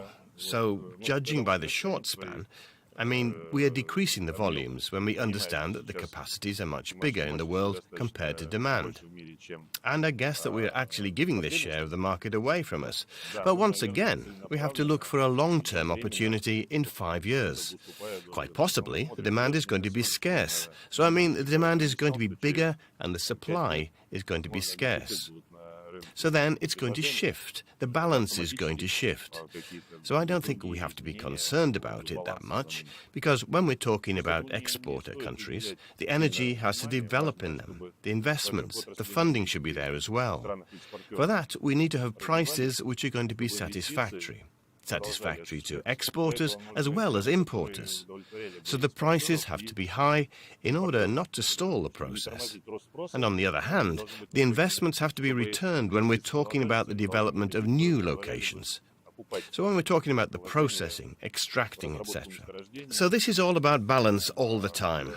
We need to maintain this balance in order for the energy sector, the market for those who are actually supporting the development of the economy, depending on energy. These sectors, these areas have to develop as well. New technologies have to be implemented there. We need to develop upstream and downstream, so they have to have investment resources and their potential. The former president, Donald Trump, he used to talk about U.S. energy independence. Now he talks about U.S. energy dominance. You worked with him in the past, so did Saudi Arabia, to essentially create stability in oil markets. Are you prepared to do that again if he becomes president of the United States? The US is a country which is a great manufacturer of energy resources as well. On the other hand, it also consumes a lot of energy resources. Of course, the policy of the US from the point of view of stimulating the production of hydrocarbons, or maybe decreasing their production, will of course influence the overall balance of the world. We don't know how things are going to turn out after the election, who's going to be elected, etc. So whatever the policy is going to be, this way or another, we'll have to react to the global situation when it comes to the balance of demand and supply. We'll see what the policy is going to be. I mean, it's hard to say here and now. We've seen it quite well on several occasions. We've seen how the leadership of the US changes their opinions on their own energy policy, so we can't guess. So we'll have to judge by the facts and how things turn out. But would you be willing to work with him to create stability in the market? What exactly do you mean by cooperating? We've always been open to our relations. We didn't terminate those relations, energy relations. It wasn't us who did that. We had good relations back in the day. It was the US that actually prohibited our supply of energy resources. I mean, it wasn't our decision. Why are you asking me? Ask those who actually made those decisions. I think that was because you invaded Ukraine, but beyond that, going forward, if there's an opportunity to stabilize the market, do you think it's important that you work with the United States to do so? Let me emphasize that. We are always ready to work with any country. We never terminated those relations with anyone ourselves. I mean, if there is an interest and a willingness, we are ready to cooperate. You mentioned the investment that you're working with Saudi Arabia. Obviously, you were chief architect of the OPEC Plus agreement. Is there anything in your mind that would change that partnership going forward? Well, first of all, I'll remind you that we have agreements until the end of 2025. Earlier, we decided that regardless of whether there will be a deal or not, we'll have a so-called Charter of Cooperation in the energy sector as a whole among the exporting countries. Like there are such charters in the gas industry. There's such an organization as the Forum of Gas Exporting Countries, where we'll constantly have a dialogue about the current situation, about the directions of energy development and what modern technologies will be introduced. We'll analyze the situation and there'll be a standard set of measures to develop the market. Well, for now, we're living on the basis of the agreements that we have. And then we'll see how the market situation develops. And perhaps we'll decide to extend our cooperation and limit production at this level or at another level. It'll depend on the market. I believe that this is an effective tool, and so far it allows us to smooth out volatility in the market. If there was no OPEC Plus deal, we'd have seen very large swings in the market, also related to the pandemic, when demand collapsed very badly. If there'd been no deal, and we hadn't cut 10 million barrels a day, then all of the OPEC Plus countries together, we would have seen a crisis in the energy industry. And that would have been a very significant impact, in my opinion, on the recovery of the entire world economy after the pandemic. It would have taken much longer because of what we saw in the oil sector. I remind you that prices in the United States, if you remember, were going into negative territory. It was more expensive to store oil than it was to even produce oil. So prices could be in the negative. The balance sheet was so on the verge of production exceeding demand by 15 to 20 million barrels, and by market means alone, this equalization would have been very long. A lot of businesses would have collapsed, and how long it would have taken them to recover is unknown. And we would have just gotten a global energy crisis. That is why this deal is effective. It once again allows us to smooth out the sine wave of volatility. Поэтому сделка эффективна, она, как еще раз повторяю, позволяет сглаживать синусоиду волатильность. So it works for now. Как вы видите. As you can see. If the interests of Saudi Arabia and Russia diverge, can we see changes to that agreement? Мы, еще раз повторю, что мы... Let me reiterate that. Now we have agreed on some of our strategic approaches for the next year and a half, until the end of 2025. And our key task is for all exporting countries to monitor the market situation and have stability. Well, I don't want to discuss some virtual things that may or may not happen. The question is, why should we be concerned about it? Because it has to do with your economy and the survival of your state. So, of course, it's of concern. Ну, хорошо, мы... Okay, well, definitely, if the situation in the markets changes, we'll adapt to it. Our economy, as you can see, is very resilient, and it's proven its sustainability during the pandemic and during the sanctions which are actually imposed on our country. It's a record-breaking amount of sanctions. I mean, we don't even count them anymore, dozens or thousands. But last year, the economy grew by more than 3%. It's actually more than the average in the world, more than Europe, more than the US. This year, in 7 months, the terms of growth is 4.4%. So the speed of growth is like this. We'll do everything in order to provide for the growth of our economy, whatever the situation is, to improve the lives of our citizens. So economists who say that Russia can't survive a sustained period of lower prices like we're seeing now, they're wrong? You know, I want to say that in general, strategically, we are reducing the dependence of our economy on hydrocarbons, on oil, on gas. If earlier, for example, budget revenues were more than 50% from the export sales of our energy resources, now they are less than 30%. We're developing other sectors of the economy, and we're stimulating them. First of all, high-tech sectors of the economy such as medicine, pharmaceuticals, production of equipment, machinery, airplanes, ships, and then there's microelectronics. These are the areas that give us new added value, and they're developing. Therefore, we are reducing our dependence on price volatility on world markets, depending on how the situation develops. Of course, even 30% is a lot, although it used to be 50%, and the share will further decrease because our non-oil and gas revenues are growing faster every year than oil and gas revenues. So when we meet you next time, I think the situation will be even less dependent on world energy markets. Будет еще менее зависимой от мировых энергетических рынков. So those economists are wrong. Each economist has their own opinion. I mean, I don't know which economists you're talking about right now, so we hear different opinions on the economy. I mean, there are economists who are forecasting the growth of the global economy for each state, Russia included, and they're changing their assessments 10 times a year. I mean, they just adapt their forecasts to the facts. So just again, lower oil prices are not bad for Russia. We'll survive any price.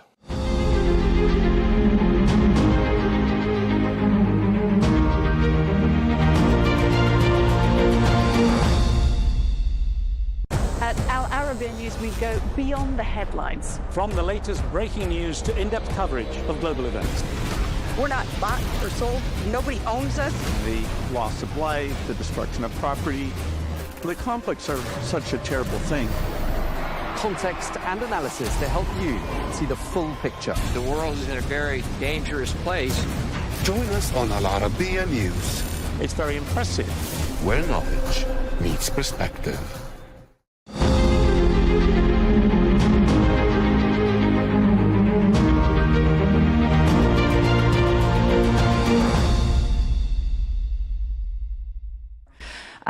Madam President, welcome. You have elections coming up on October 26th. In your mind, will democratic values prevail? Well, the democratic forces, the pro-European forces in Georgia have always been there, have always been the very vast majority of the country. They know where is our future. They know that we have no alternative. So I'm very confident that the Georgian population that has been for 30 years, despite the war that we were mentioning, despite all the attempts of Russia to derail the European path of Georgia, 80% of the population over the years steadily is supportive of the European path and the European future. The elections that we're going to have on 26th of October are going to be determining. There are many forces that are at work against the will of the Georgian population, but I'm confident that our future is in Europe. Our future is also defended by Ukraine, as Ukraine is fighting for itself, for its independence. For Europe's freedom, Ukraine is also fighting for our freedom. And the stake of Europe will be determined by the outcome of the war in Ukraine, by the outcome of the elections in Moldova, by the outcome of the elections in Georgia. That will determine, for instance, the security of the Black Sea and the future of the Black Sea as a sea of cooperation, as a sea of peace, and connectivity. That will determine the role of Europe in the Caucasus, of Europe and of our Western partners. That will determine the future of Armenia, which is now on its path also towards getting closer to the European Union. So everything that is at stake these days is very important, and more important than anything else, what it has at stake is peace. Peace through the expression of the free will of the people in Georgia as in Moldova. And the free will of the people, at least with regards to the current government, seems to be one in which democratic freedoms are being rolled back. How dangerous is this new reality for Georgia? Well, it's dangerous. We are the other side of the coin, that Ukraine is experimenting the military aggression. We're experimenting another type, which is the hybrid war, propaganda, pressure of all kinds, fear that is used, suppression. We have had this Russian law, which is now in action and tries to suppress the civil society, to restrict it. That's what is at stake in the elections. And again, I think that by the elections, the Georgian people will overcome these threats, which are very real. I cannot just minimize them. They're very real, but I'm confident that the strengths of the people, of the Georgians that have lived through very many pressures and fears and struggles to defend their independence and their European future, I'm sure they will overcome. What do you say to many of those citizens who, as you say, they've lived through 2014? The West was nowhere. They see what happened to Ukraine and they think it's better to just bow down, get through this, and allow Vladimir Putin's influence to spread. What is your message to them? Because there are a lot of those people. No, there are not a lot of these people, because Georgia has had many experiences with Russia before 2014, before 2008. It started each time Georgia was independent. It started in 1921. It was the same after the independence in 1991. So the Georgian people know that bowing down does not bring peace, does not bring you any form of accommodation with Russia, that it doesn't work. work. The current government, though, seems to be doing that. Well, they're trying to, yes, that's the narrative. Some people do support this. Yes, there are some people that will support, although it's a small group that is more around these authorities because of privileges, because of corruption, because of pressure, because of compromise. We are in a situation where we see the replication of Russian modus operandi. And Russian law was a sign of that the authorities, because they cannot gather support any longer, are trying through different methods, through different laws, to really put pressure on the society. But again, I'm confident in the society because we've had enough historic experience to know where is our future. Given that experience, how likely in your mind is it that Vladimir Putin would take military action if things in Georgia don't go the way he wishes? That's certainly not an hypothesis that I will voice. And I don't think that Russia is in a position to try that, although you can never say never about anything. But I think that the strategy that Russia is using today in Georgia is to use what has become a proxy, which are the Georgian majority. The Georgian dream has become really a proxy for Russian interests. So that means that their immediate strategy is not a military one. I think that Ukraine is enough for them.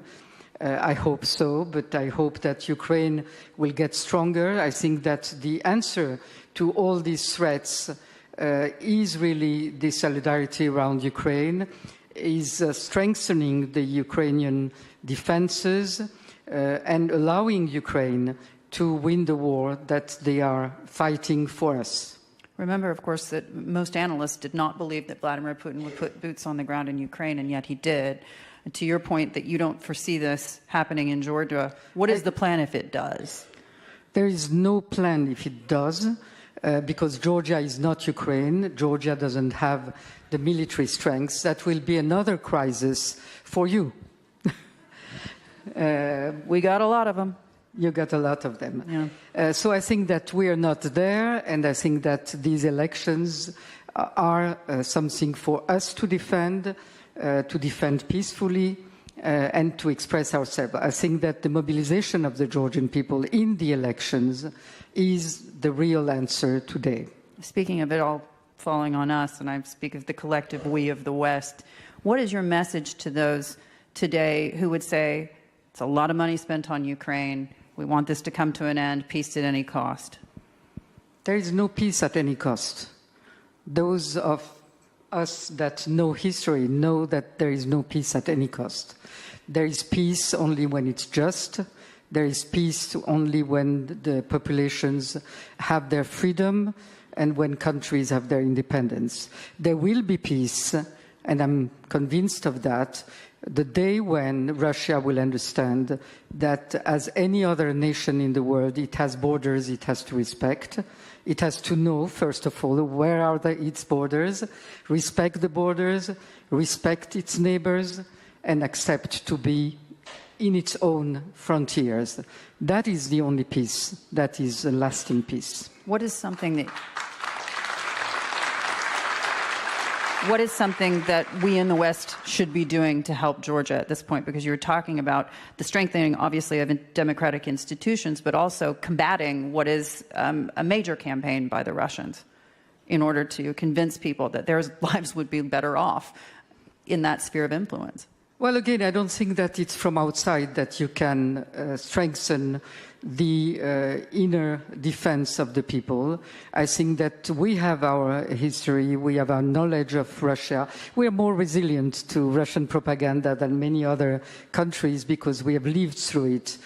So people see through what is happening. I'm going to give you one example. A few days ago, there were, for the electoral campaign, big posters used by the majority, the ruling party, that described on one side the destruction in Ukraine, and on the other side similar buildings in Georgia that look very fine, and it just started a big uproar in the population because it was so not in line with Georgian culture, with Georgian tradition, to be gloating about one's peaceful living while the other, the friend, is living in this tragedy.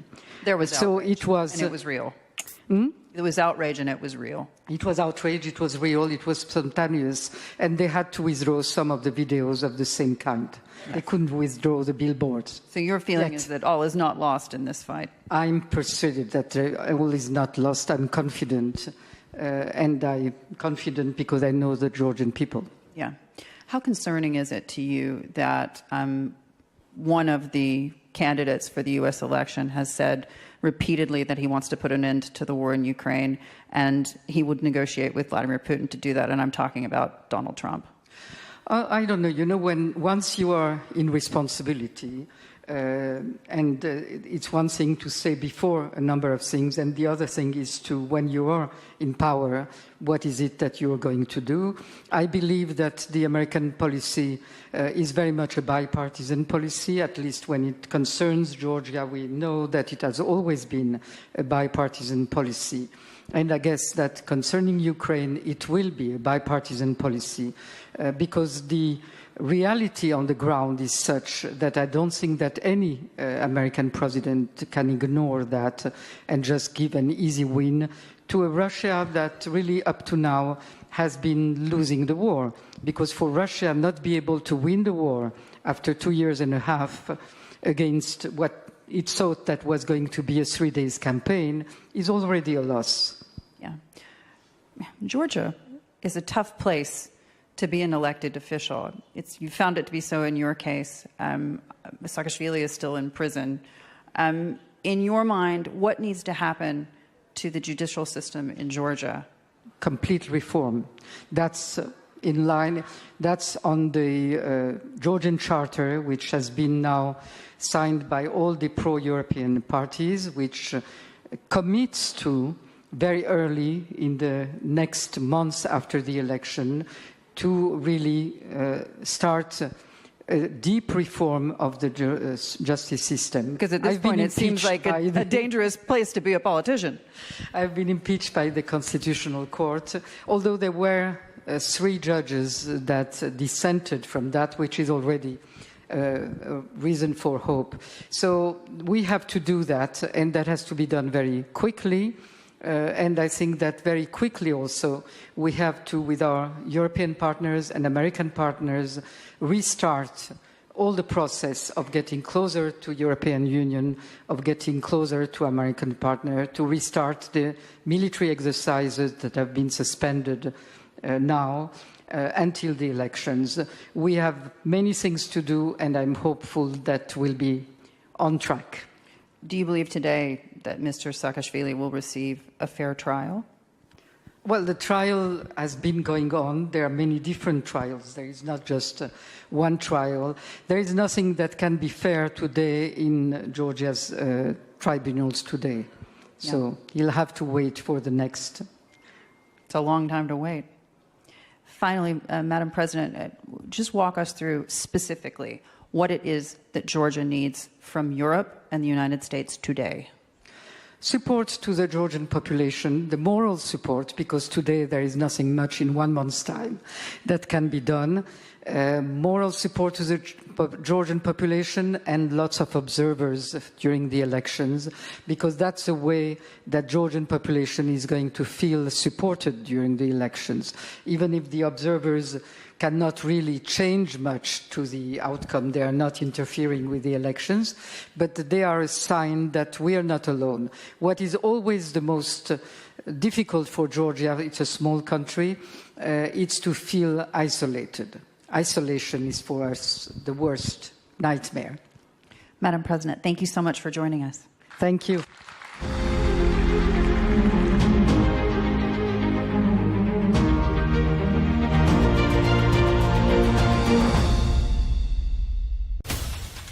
White House to Gaza, Kyiv to Beijing, elections, economics and the environment compete with conflicts and other complex issues for our attention.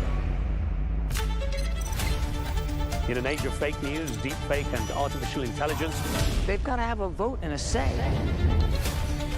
it's important to look beyond the loudest voice to understand the truth. From newsmakers to groundbreakers, My campaign is going very well. presidents, prime ministers, princes and peacemakers, and cultural tastemakers. As Arabs, as Middle Eastern, we're too emotional. Join me on The Riz Khan Show for empowering conversation.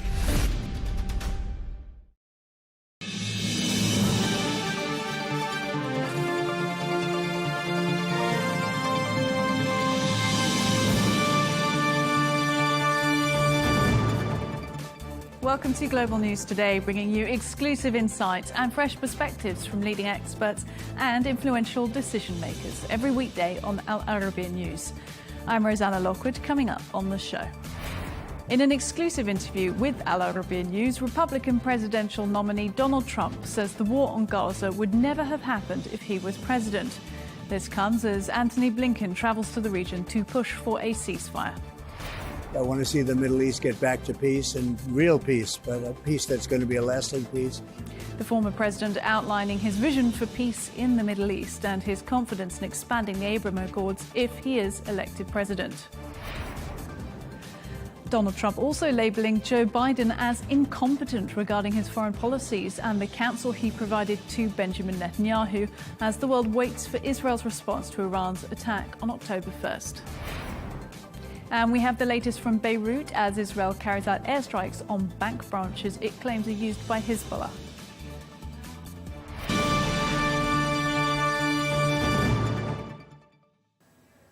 Welcome. Thank you for joining us. In an interview with Al Arabiya News, former US President Donald Trump has fiercely criticized the Biden administration and his opponent, Democrat presidential nominee Kamala Harris, for their inability to prevent the violent conflicts currently unfolding in Ukraine and the Middle East. In the interview, Donald Trump claiming the ongoing war in Gaza would not have occurred had he been in office, and placed blame on his longtime adversary Iran for the escalations of tensions in both Gaza and Lebanon, describing the resulting destruction as terrible. Let's take a look at that interview now with my colleague Al Arabiya's Washington Bureau Chief Nadia Bilbassi. First of all, Mr. President, thank you very much for Thank this you. exclusive interview. First, I guess, to any Arab or international media. We're here in Michigan. I talked to many voters in the swing states, including here. Arab Americans said they support you on the economy, but they want you to stop the war in Gaza and Lebanon. Thousands of civilians are dead, including 70% in Gaza are women and children. If you reach the White House, how are you going to stop this war? Well, I want to see it all stop. I want to see the Middle East get back to peace, and real peace, but a peace that's going to be a lasting peace. And that's going to happen. I feel really, truly confident it's going to happen, and I believe it's going to happen soon. And we'll see what happens with the election. I think the election is going to make a big difference. But I was respected over there, and great relationships with so many, including your friend and my friend. But we have great relationships, and we're going to get it done, and it's going to get done properly. But you want a lasting peace. You don't want this to go on every 5 years, every 2 years, every 10 years. You want to have a lasting peace, and we're going to get that done. Do you believe now with the killing of the Hamas leader and Hezbollah leader, there is a chance for negotiation? I do. I think they've even suggested it, and not from strength. They've suggested it. But 1 million people have been forced to leave their homes. Yes. Thousands have been killed. And they really believe, some people believe you're the only person who can stop this war because I think you're right. Prime Minister Netanyahu listens to you. Yeah, he does listen to me, and I have a call with him tomorrow. Now, I'm not the president right now. I hope to be soon, but we still have to win a race. We did very well the second time. We won it the first time. We did much better the second time, but a lot of bad things took place. And so, you know, it's so sad to think that if I were president, that war would have never started. You wouldn't have all those dead people, all those, you know, just demolished cities and areas. You wouldn't have had October 7th. That's the most important. You wouldn't have had that. And all of the destruction and the hatred and everything else that followed October 7th. You wouldn't have had Russia attacking Ukraine. You wouldn't have had inflation, frankly, and you wouldn't have had the the most embarrassing moment in the history of our country, in my opinion. You wouldn't have had the Taliban and Afghanistan and all of the things that are happening over there. So that moment in history was really one of the most embarrassing moments we've ever had. You wouldn't have had it. And I think that would have also kept Putin. I think Putin saw that, and he said they're a paper tiger. We're not a paper tiger at all. We're not a paper tiger. But he has no respect for Biden, and he's got no respect for Kamala. And he went in and did a big, look, the destruction and the death in Ukraine is incredible, far more than people think. In 2017, on the first trip that you took, on a foreign trip, you went to Saudi Arabia. Yes. And actually, I traveled with you on that trip. How would you describe the relationship between the United States and Saudi Arabia? And what kind of role do you think they can play in a crisis in the Middle East? I think it's fine. Right now, when I was president, it was great, with capital letters, G-R-E-A-T, great. And so much respect for the king, so much respect for Mohammed, who's doing so great. I mean, he's really a visionary. He's done things that nobody else would have even thought about. His very long city that he's building, he's really doing something. He's a great guy, and he's respected all over the world. So when you think, I mean, right now it's just okay, it's fine. Biden goes over there and he fist pumps. You don't fist pump. You go over there and you do it right. You shake a hand or something. You hug. You do. But it could never be great with a guy like Biden. Could never be. I don't even think it would be good with Kamala. I don't think it would be good at all. But with me, it will be great. And I have great respect for Saudi Arabia and for many of the other rulers over there, many of the other countries over there. Don't forget, we did the Abraham Accords. It would have been chock full within a year. And I even think, and I make the statement, it sounds foolish, but it's not foolish. I think even Iran would have been in, because Iran was desperate to make a deal. They had no money. And Biden allowed them to have $300 billion. They have now $300 billion, $350 billion. And he allowed them back into the game. And I would have done that, but no nuclear weapons. You can't have nuclear weapons. I'm going to ask you about these 2 points. First, on the Abraham Accord, will you expand it when you come to the White House? Everyone wants to be in it. They could have done it. I mean, all you need is an order clerk. Everybody wanted to go in. We would have had 12 to 15 countries within a period of, literally within a period of a year, I think, at the most. They have none. They added none. And everybody respects it. They respect it so much. But look, the framework is there. All they have to do is be inserted. And that'll happen very quickly. If I win, that will be an absolute priority. Just getting everybody in. It's peace in the Middle East. We need it. And it's very important. And it'll happen. You've been tough on Iran. You took the decision to eliminate Qasem Soleimani.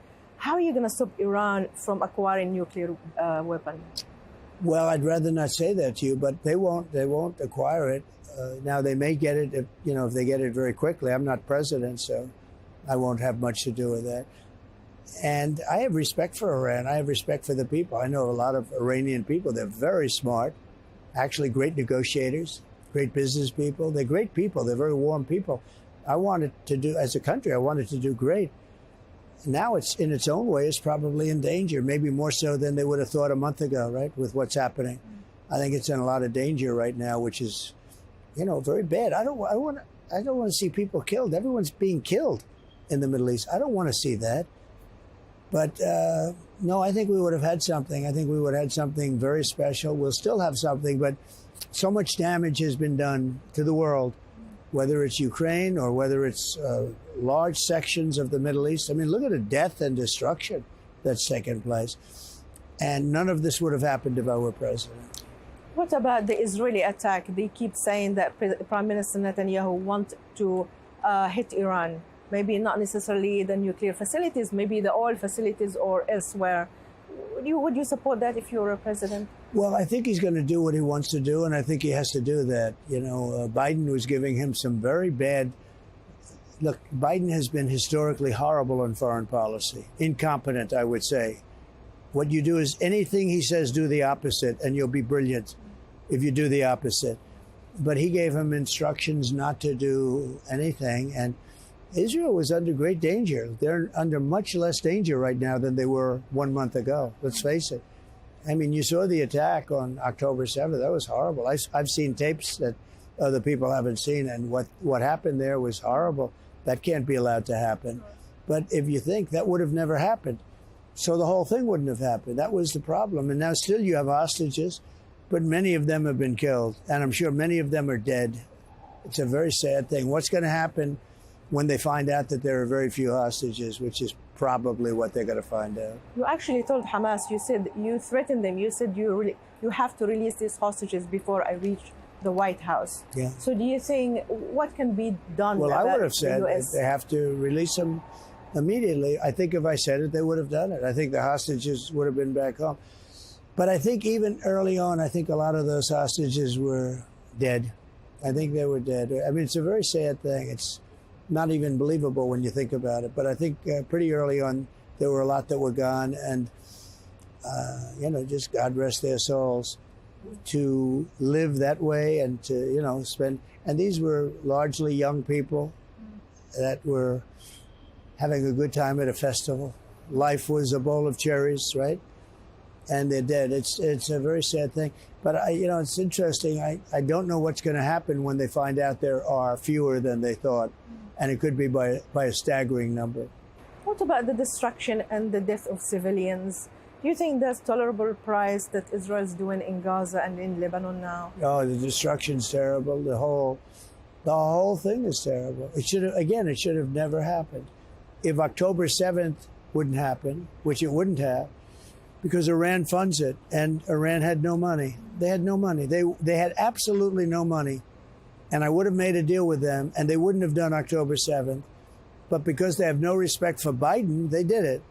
And then it began. That was like just a terrible thing. But it began because of that, because of October 7th.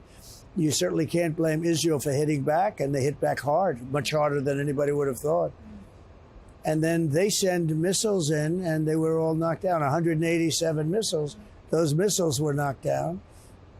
And now everybody's waiting for Israel to retaliate, make a move. I mean, it's a bad situation. Should have never happened. Talking about Iran, also I want to ask you about the Houthis. So the US and the UK has formed a military coalition.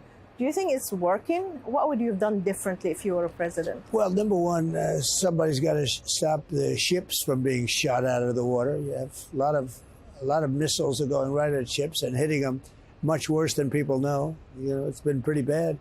You can't even use it. That's your main travel lane. They can't use it. They have to find other ways. It's very expensive and really not even doable. Somebody has to make sure that doesn't happen. Absolutely. How do you see the U.S. Role in the world? How can the U.S. lead in the world? You have to respect the leader. So Viktor Orban, who's a very strong man and very respected, right, Hungary, he said, if Trump were here, none of this would have happened. He said it very strongly. He said it numerous times, actually. He said it 6 months ago. He said it 2 months ago at, various reporters and meetings. But he said, and I understand exactly. Look, when I was there, we had no terrorism. We had no wars other than I finished ISIS. I took care of ISIS was gone. It was supposed to take 5 years, maybe 10 years, and I did it in a couple of weeks. You ordered the killing of Baghdadi as well. Yeah, I did. Al-Baghdadi was also, I said, you got to get him. He was trying to reform ISIS. But we knocked it out, and we knocked it out hopefully for good. But even that, it can regrow if you don't have somebody in America that's strong. So many people are reliant on the United States. And with me, they have somebody they can rely on. With Biden, he doesn't know he's alive. And I want to ask you about domestic issue as well. Arab Americans I spoke to, they ally with you. And we heard him today in the mayor of Hamtramck. He said that we are closer to the Republican Party on social issues. Yeah. How do you see the issue of transgender that pushed away Arab Americans from the Democrats? I mean, I was with the mayor. I think the mayor's great. And he's given us his total endorsement. We have a lot of Arab American endorsements, as you know, from representing different countries, but Arab Americans. And he's somebody, I think he's got a lot of future in this country, really. He's amazing. But yeah, he's not for men playing in women's sports. He's not for transgender operations. the transformation or the transition into, a male into a female. He's not into that. And I think for the most part, the Arab world isn't into that. And I'm not into that either. But the radical left is totally into it. I mean, they'll actually take somebody from school without parental consent and do this operation. It's not even believable. Our country is really going bad. This is a very important election. Fascinating stuff. And our colleague that conducted that interview, Nadia Bilbassi, Washington bureau chief for Al Arabiya, joins us now. Nadia, good to see you. Congratulations. Great interview. Thank you so much. Thank you for having me. And look, let's talk about the substance of what Mr. Trump said first before I sort of ask my own personal interest questions about the interview itself. But in terms of the comments that he made, was there anything that surprised you there? Anything you haven't heard before? Yes, I think when I asked him about Iran, I said the whole world really is anticipating the Israeli attack on Iran. What do you think of that? And he says, well, he has to do what he has to do. So in a way, he's given a green light for the Prime Minister of Israel to go ahead with it. When I asked him that his policy has been tough on Iran, whether it is withdrawing from the agreement or the elimination of Qasem Soleimani, but many people believe that Iran is very close to develop a nuclear weapon. And I said to him, how are you going to stop them? And he said, well, I'm not going to tell you now. So he kind of shied away from giving me details.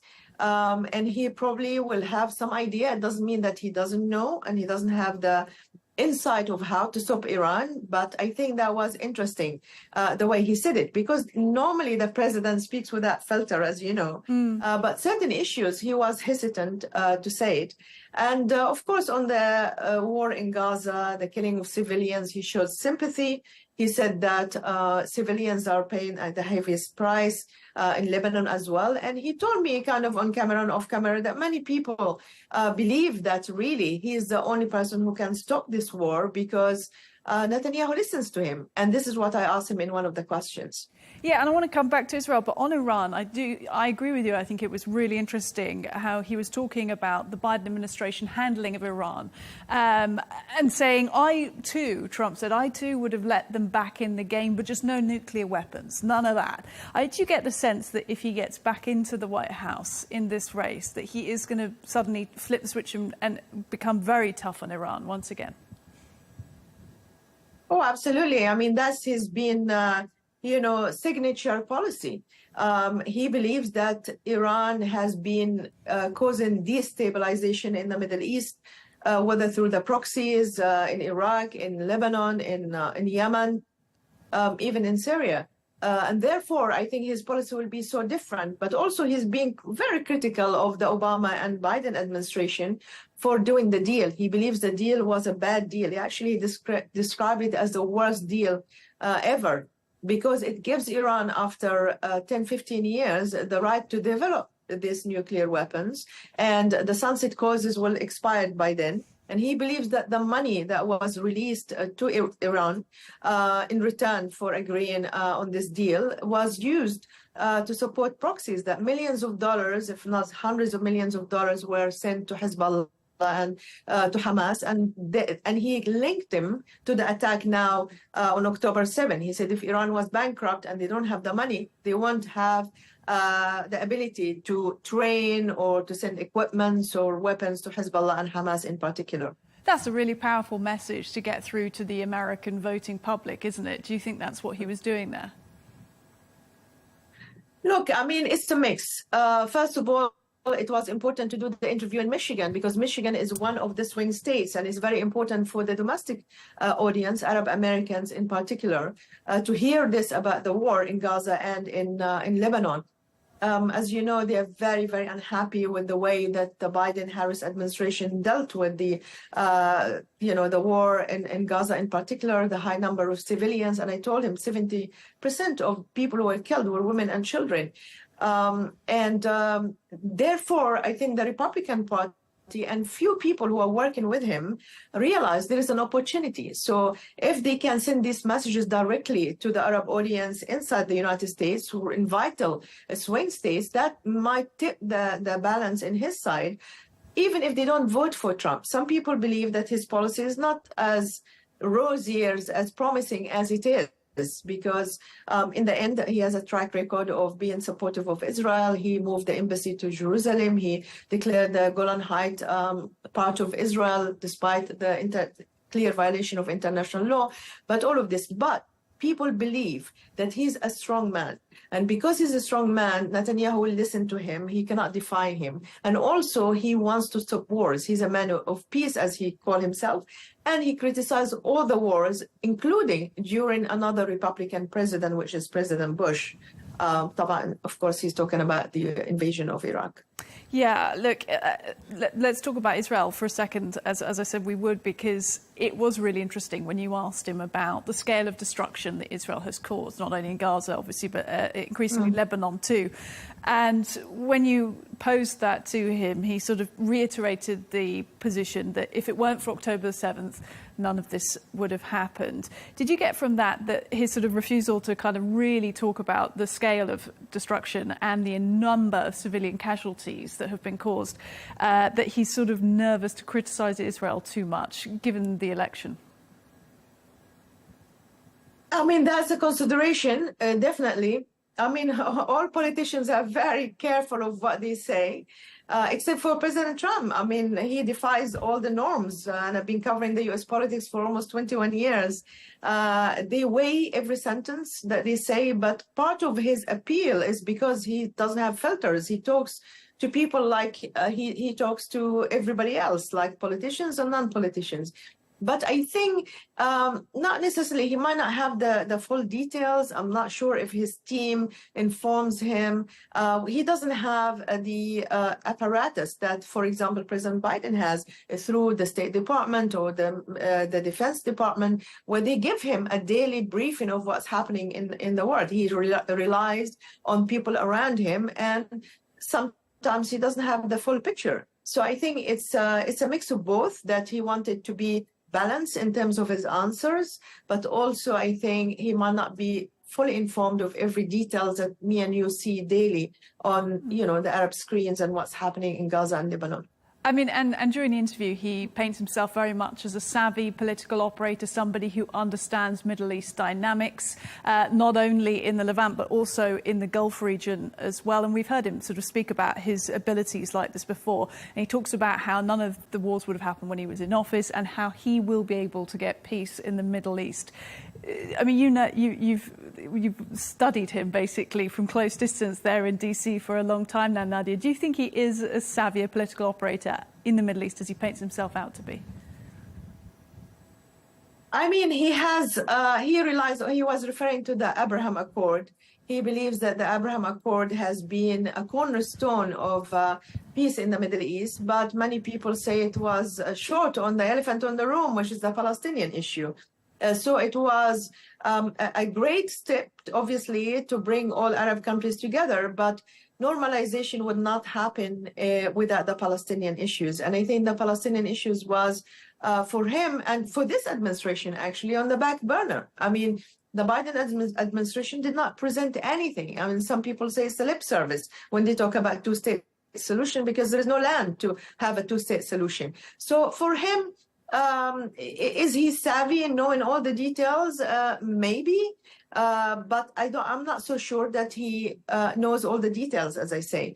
And therefore, I think he relies on the fact that Jared Kushner, his son-in-law, who is not playing any role in this campaign, basically delivered what he told the president was peace in the Middle East. And he wants to expand it. I asked him about that. He said he want to expand it. But now October 7th has changed everything. And I believe a Palestinian state or some kind of determination of the right of the Palestinians cannot be ignored. So it has to go hand in hand with any expansion of any peace treaty with any Arab countries. Yeah, it certainly sounds like, from what he told you, that he wants to go full throttle on the Abraham Accords if he does get his place back in the White House. Let's talk a little bit more about actually just sitting down with Mr. Trump now. What's it like? What's it like to interview him? He was very nice. Believe it or not, surprisingly, he was very nice, very understanding. But let me put it into context. I was filming my program, The Swing States. I was in Nevada, when they called me and they said the interview was confirmed and it's going to be in Detroit in Michigan. So we had to fly overnight and arrive at 1 a.m. And I was told to be there at 12 because we're going to follow him on all the stops that he was doing in Michigan. So it's tough, as you know, for a TV reporter to be able to do everything. You know, I didn't even have my own clothes with me. I have to buy clothes, I have to do makeup and hair, which is our male colleagues don't need to do that. Yeah, I understand that. Yeah. It's tough. It's tough. And we basically waited for him at the tarmac at Detroit airport. He came down. He's very open, unlike many other presidents, as compared him to previous ones. He's accessible. So he comes down, he talks to us. And then we followed him to the first stop. He went to Hamtramck.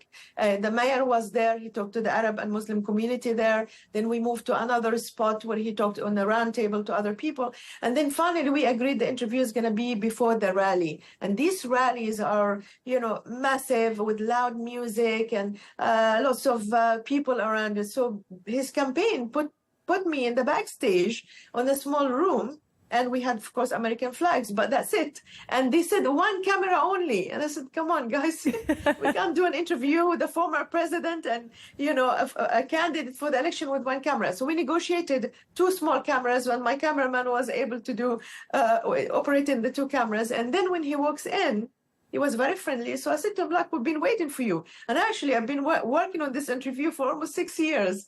It happened under these circumstances. It's fine. And he came, he shook my hands, and he was very courteous, very nice. But then I told him, I cannot conduct the interview with the loud noise. And he said, I agree, we cannot do it. So he told his guys, let's find another room. And he promised me to do it after the rally. So after the rally, during the rally, actually, he asked me to come with him and to listen to the people and the message he's sending to them, which I did. But then he had a problem with the mic. The whole power system collapsed for 15 minutes. And I was worried that he might be in a bad mood when I do the interview with him, or he might cancel. But actually, he came back and we conducted the interview almost at 9:30. And he started his day at 6 a.m. He has the stamina. I can testify to that. And we sat down, we talked more or less all the issues, except that moving to 2 different locations, I lost my questions. I was writing them on a pen and papers, and I lost them. So everything was from my memory and my experience. It was really spontaneous on the spot, but we managed to get all the questions until his guy told me behind, "Hurry up, we're done." So we had to finish the interview, but he gave us more or less like over 16 minutes, I believe. A lovely behind-the-scenes look for our viewers there at what goes into these interviews. I think sometimes people imagine that, you know, it's all terribly organised and, you know, quiet rooms and things. It's not. Sometimes you just have to react in the moment. Absolutely. Did he seem, you're saying he's got stamina, he didn't seem tired. Does he seem at all apprehensive about the election? Yes, he does, actually. And I've been, as I told you, I came to D.C. almost 20 years ago during the Bush administration, and then covered Obama and Biden and first Trump administration. And now he always has it, by the way. Like as a pool reporter covering the White House, we often go for a pool spray inside the Oval Office. And normally it's like, 5 minutes maximum. With Trump, sometimes it goes to 1.5 hours. And he goes around asking all the journalists if they have questions. He asks cabinet ministers to speak. And even on the campaign, I even told him, I don't know how you have this energy, because, I myself was really tired.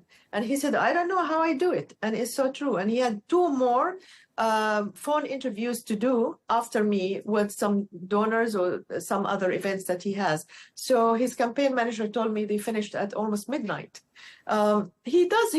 He believes that this is his calling, that the United States cannot survive without him being a president. He thinks this is like we are on a crossroad and it's a very bad time. So he sees himself as a savior. And I believe his supporters, that the one I have been following from almost since 2016, they have been extremely loyal to him. They worship him, actually. I've never seen anything like it before. It's almost like a cult. They really follow him. They believe in him. But the election is not determined by the followers, as you know. The election is determined by the independent voters, and he needs to reach out to these voters to see if he can sway them and make their mind to vote for him or not. But this election is going to be really hard because we cannot predict. It's neck to neck, as you know. It's very, very, very, very close. And the swing states will decide, the turnout will decide this election, who's going to be in the White House. And of course, Michigan, all important in that with the Arab American community there. Just finally, you know, you're talking about how you got the interview and, you know, his stamina, because there have been reports sort of trodden down by his team saying, oh, no, it's rubbish, that he has been pulling out of interviews because he is, quote unquote, exhausted. His team has rubbished that. But let's think about him sitting down with you for Al Arabiya News, because it was actually Barack Obama, his first interview he did when he took office as president was with Al Arabiya News. And why is it you think the US presidents view Al Arabiya as an important platform to be seen on? I think Al Arabiya is viewed as a professional station, as a moderate station, as a station who project views as they are. And also it's a personal effort. Most of the time, I myself interviewed President Bush almost 6 times, I believe. I had the exit interview with President Obama. I always say that we are not soldiers in a battle. You can ask whatever question, tough or easy, but it has to be respectful, and you have to have in mind the audience, what the audience want to hear. So I think they take that into consideration of when they ask certain reporters to interview the president of the United States, but it's also the station. The station has Al Arabiya has a great reputation in the United States. It's perceived as fair. And I myself, I always say that, you know, I ask tough questions at the White House, and probably you've been seeing that in the briefing, and they still call upon me every single day. And the reason is because they believe that maybe we don't have the bias that other stations have.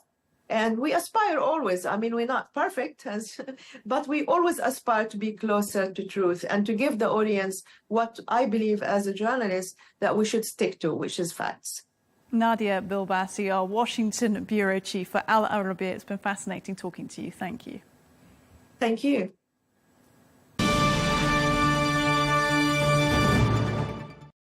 Well, for reaction to this, I'm joined now by Aaron David Miller, who served as an advisor to Republican and Democratic Secretaries of State on U.S. policy on the Middle East and the Arab-Israel peace process. So good to see you again. And I just want to start by discussing our colleague's interview with presidential candidate Donald Trump, former president as well. This was done by our Washington bureau chief, Nadia Bilbassi, yesterday in Michigan, over the weekend. And I mean, fascinating stuff. The question I want to ask to you is, why do you think Mr. Trump thinks it's important to speak to Arab American audiences and also all audiences through Al Arabiya at the moment? Not sure about the specific requests for your platform for Al Arabiya, but clearly, I mean, we're 2 weeks away from arguably, maybe not arguably, one of the most consequential elections in modern American history. So, you know, in a close election that could be determined by under 100,000 votes, every vote helps.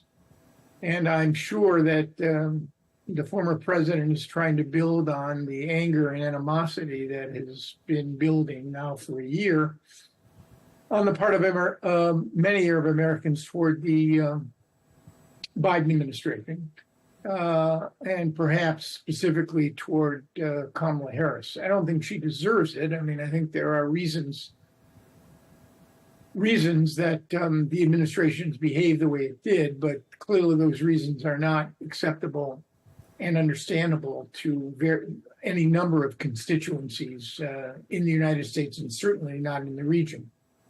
In the interview, Mr. Trump said that if he was in office, the wars wouldn't have been happening. He would be able to end the wars quicker than anybody else. And he would be tougher on Iran than the Biden administration have been, and that the Abraham Accords would be extremely widened if he gets back in office. Is any of that new to you? Well, there are 3 points you made. Number one, so I'm to assume that Hamas was thinking first and foremost about who was in the White House when they launched their attack on October 7th? Number one, I don't think so. The notion that Mr. Trump believes that chaos in the world is somehow lessened when he's in office and it increases when he's not is more coincidence than a willful analysis of Donald Trump's leadership.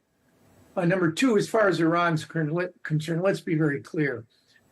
Donald Trump did, in fact, increase the pressure on Iran through the policy of maximum sanctions, but he withdrew from the Joint Comprehensive Plan of Action, the Iranian Nuclear Accord, which I think was a fundamental mistake. That was a flawed, but I would argue, functional agreement. And in September 2019, a guy who said he was going to be tough on Iran and defend American interests allowed Iranian cruise missiles and drones to attack Saudi Arabia and to against two critically important oil producing facilities.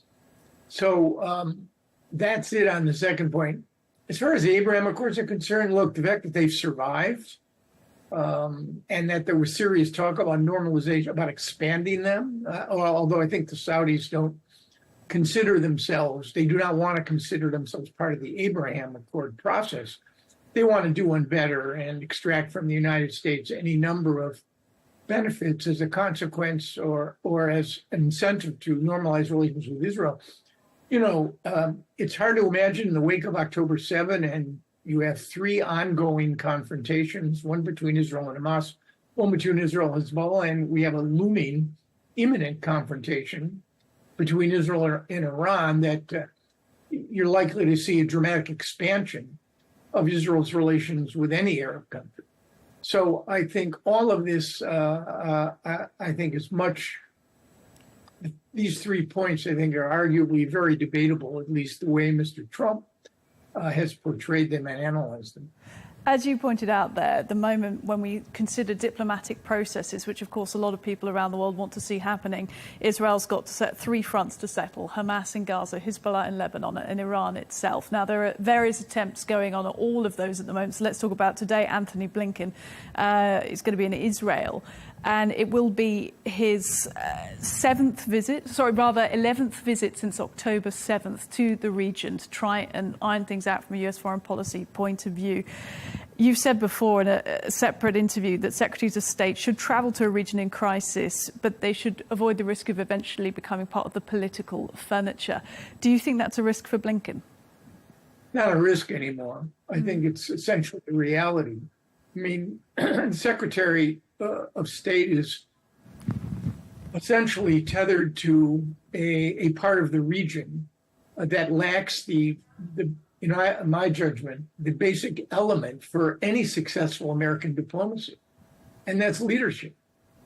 I mean, with or without Yahya Sinwar, the reality is that neither Benjamin Netanyahu or the leader of Hamas, or I would say the putative leader of Hamas, whoever it is, whether it's Sinwar's younger brother or Khalil al-Hayya acting as head of the external leadership while someone involved in the military campaign, maybe it will be Mohammed Sinwar, essentially tries to command and control what's left of Hamas's organized military structure. You need leadership in order for anything to change in this region. And anytime there has been anything that has been positive, whether it was with respect to Arab-Israeli peacemaking or even the Abraham Accords, you had leaders who were willing to take risks. And I would submit to you that in this corner of the Middle East, you have four individuals. Well, Hamas is now leaderless. Hezbollah is now leaderless. You've got the supreme leader, Ali Khamenei, and you've got Benjamin Netanyahu.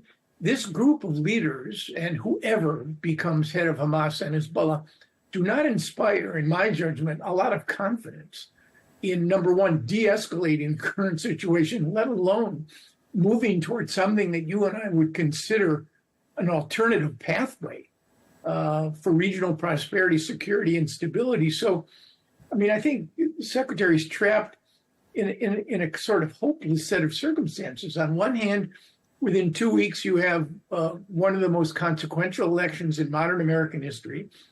And on the other hand, you are on the cusp of a major Israeli strike against Iran.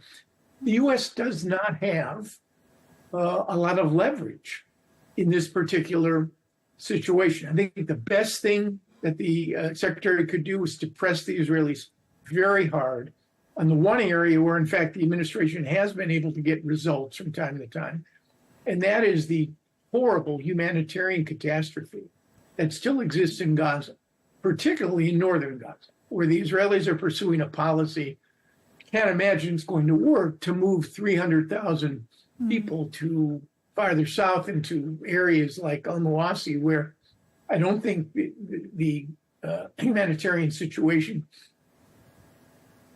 is good at all. Not access to potable water, sanitation, medical care. So that's what he can do. And I think the Israelis probably would be somewhat responsive. Other than that, hard to imagine anything that you and I would consider a meaningful breakthrough on this or any trip in the future. Just finally, I'm glad you brought up Yahya Sinwar, because we haven't spoken since the news of his killing last week by Israeli forces. Do you think people, and we can understand optimistically why some people were quick to jump to the conclusion that the announcement of his death would somehow lead to the end of the war in Gaza? I think perhaps it's understandable we get caught up in the breathless headlines without thinking clearly about the trend lines. Look, this is a multifaceted, multi-front conflict which has gone on for a year. You don't have the leadership in any peak quarter of it in order to turn it into a better situation. So the death of Yahya Sinwar, however significant it may be for the future of Hamas, it's in the future. I don't see it. It's not a game changer. It's not a watershed.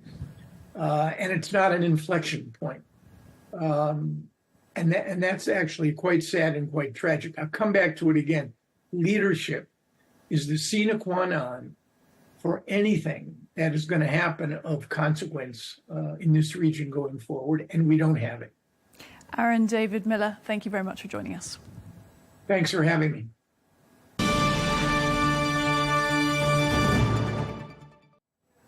Well, for reaction to this, I'm joined by the former Deputy Assistant to Donald Trump and former Senior Director for Counterterrorism on the National Security Council, Kash Patel. Sir, good to speak to you. And just to set the scene, I believe you're somewhere on the campaign at the moment. Is that right? It's a pleasure to be with you. I'm on the Trump team bus tour in Pennsylvania, so I apologize for the gyrations, but we're going to do the best we can.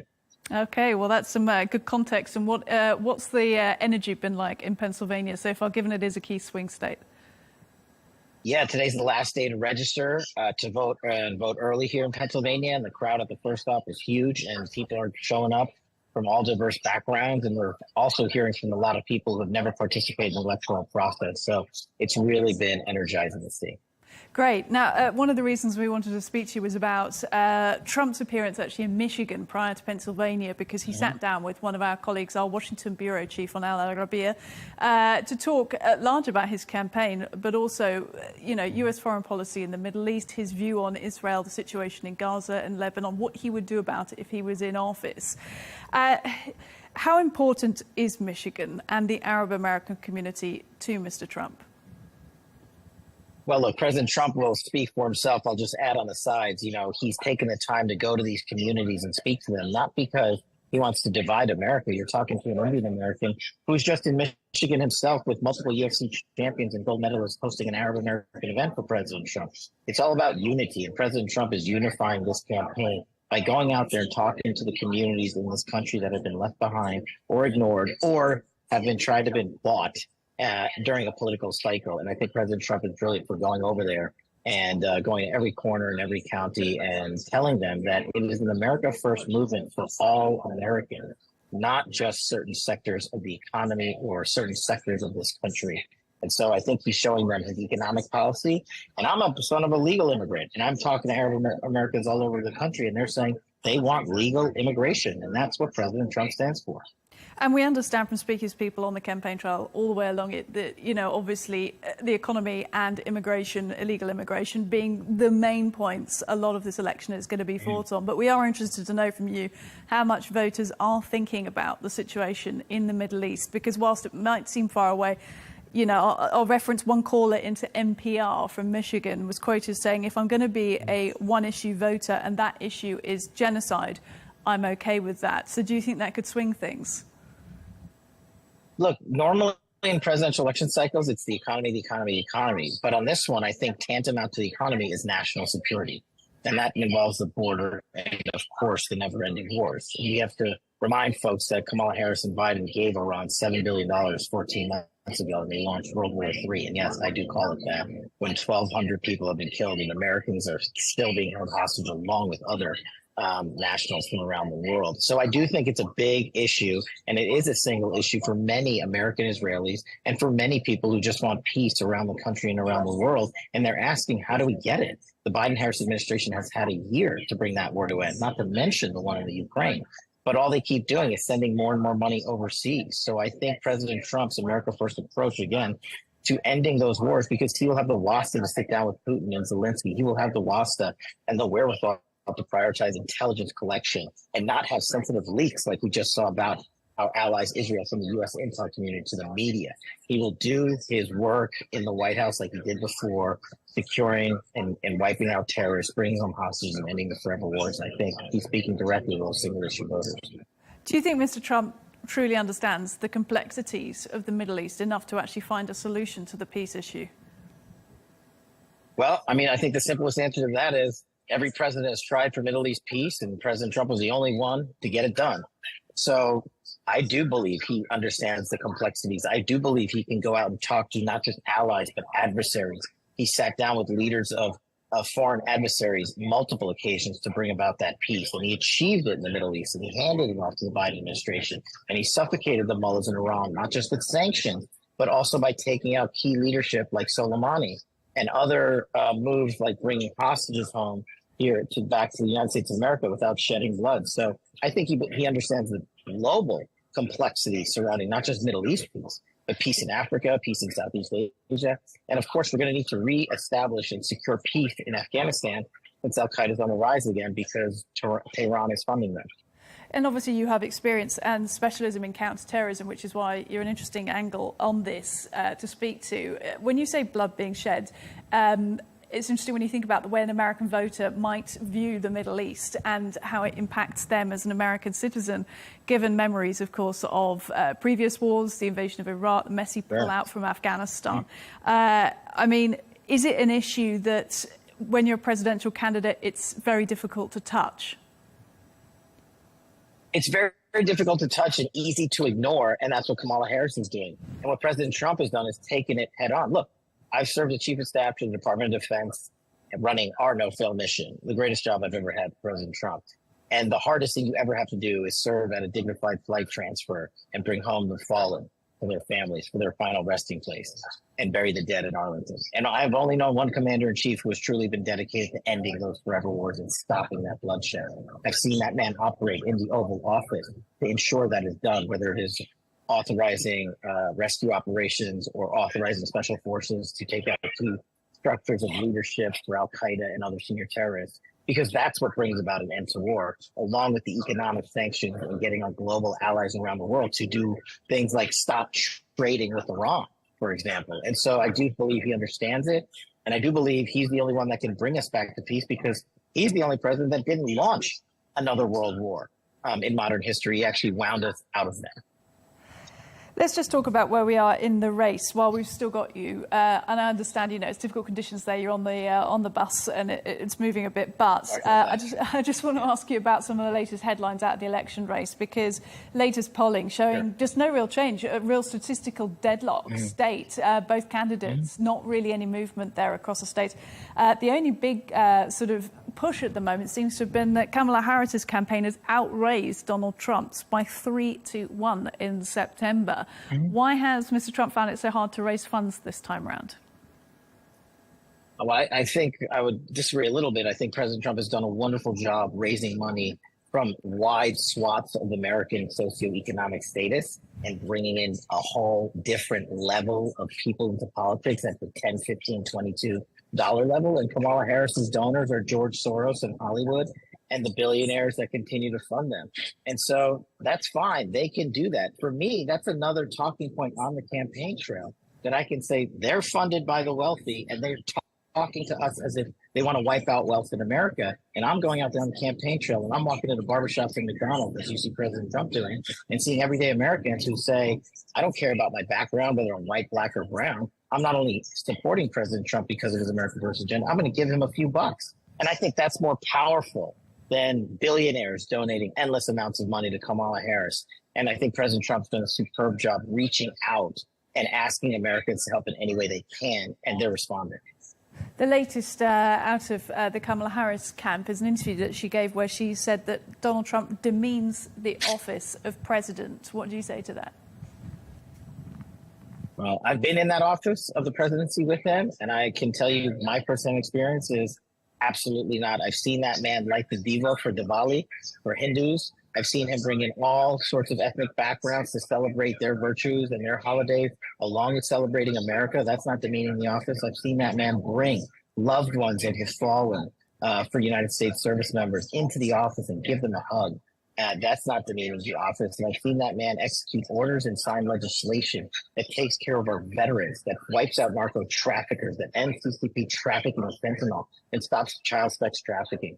None of that to me is demeaning the Oval Office. What's demeaning is when you have a vice president on the campaign trail who is asked if she would do anything differently and has a chance to apologize to the victims of illegal immigrant crimes like Lake and Riley, and she takes the international media center and says no to both those questions. That is wildly demeaning and offensive. Just finally, Kash, the question on a lot of people's lips is if Mr. Trump doesn't win the election in 2 weeks' time, will he accept the loss? The only thing we're planning for is working our tails off till November 5th and winning through early voting and registering voters and being on the Team Trump tour and seeing President Trump elected on November 5th. I am not looking past it at all. And he'll speak for himself, but I think he's all in to win. Speaking to us from the Trump campaign bus, Kash Patel, thank you very much. Thank you so much. Have a great day.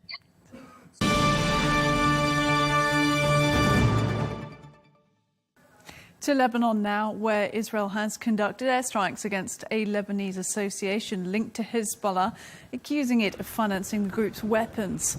The strikes targeted Al-Qad al-Hassan branches in Nabatea and Tyre, as well as other facilities used by Hezbollah in Beirut and southern Lebanon, with the aim of disrupting the group's funding sources. Al-Qad al-Hassan is a Hezbollah-affiliated financial firm that provides microcredit in Lebanon, where the banking system has collapsed due to the ongoing economic crisis. Now, this does come as Lebanon's caretaker Prime Minister Najib Mikati told Al Arabiya News in an exclusive interview on Sunday night that the full implementation of UN Security Council Resolution 1701 is the only way to end the conflict that's ravaging his country. Meanwhile, following a meeting with Lebanon House Speaker in Beirut, US Special Envoy Amos Hochstein says Lebanon and Israel's commitment to UN Resolution 1701 is not enough. But the US is working on a solution to end the conflict permanently. This follows reports on Sunday that Israel has provided the United States with a document outlining its conditions for a diplomatic solution to end the war in Lebanon, according to 2 US officials and 2 Israeli officials. Well, for reaction to this, I'm joined by the Secretary General of the Lebanese political party, the National Bloc, Michel Helou.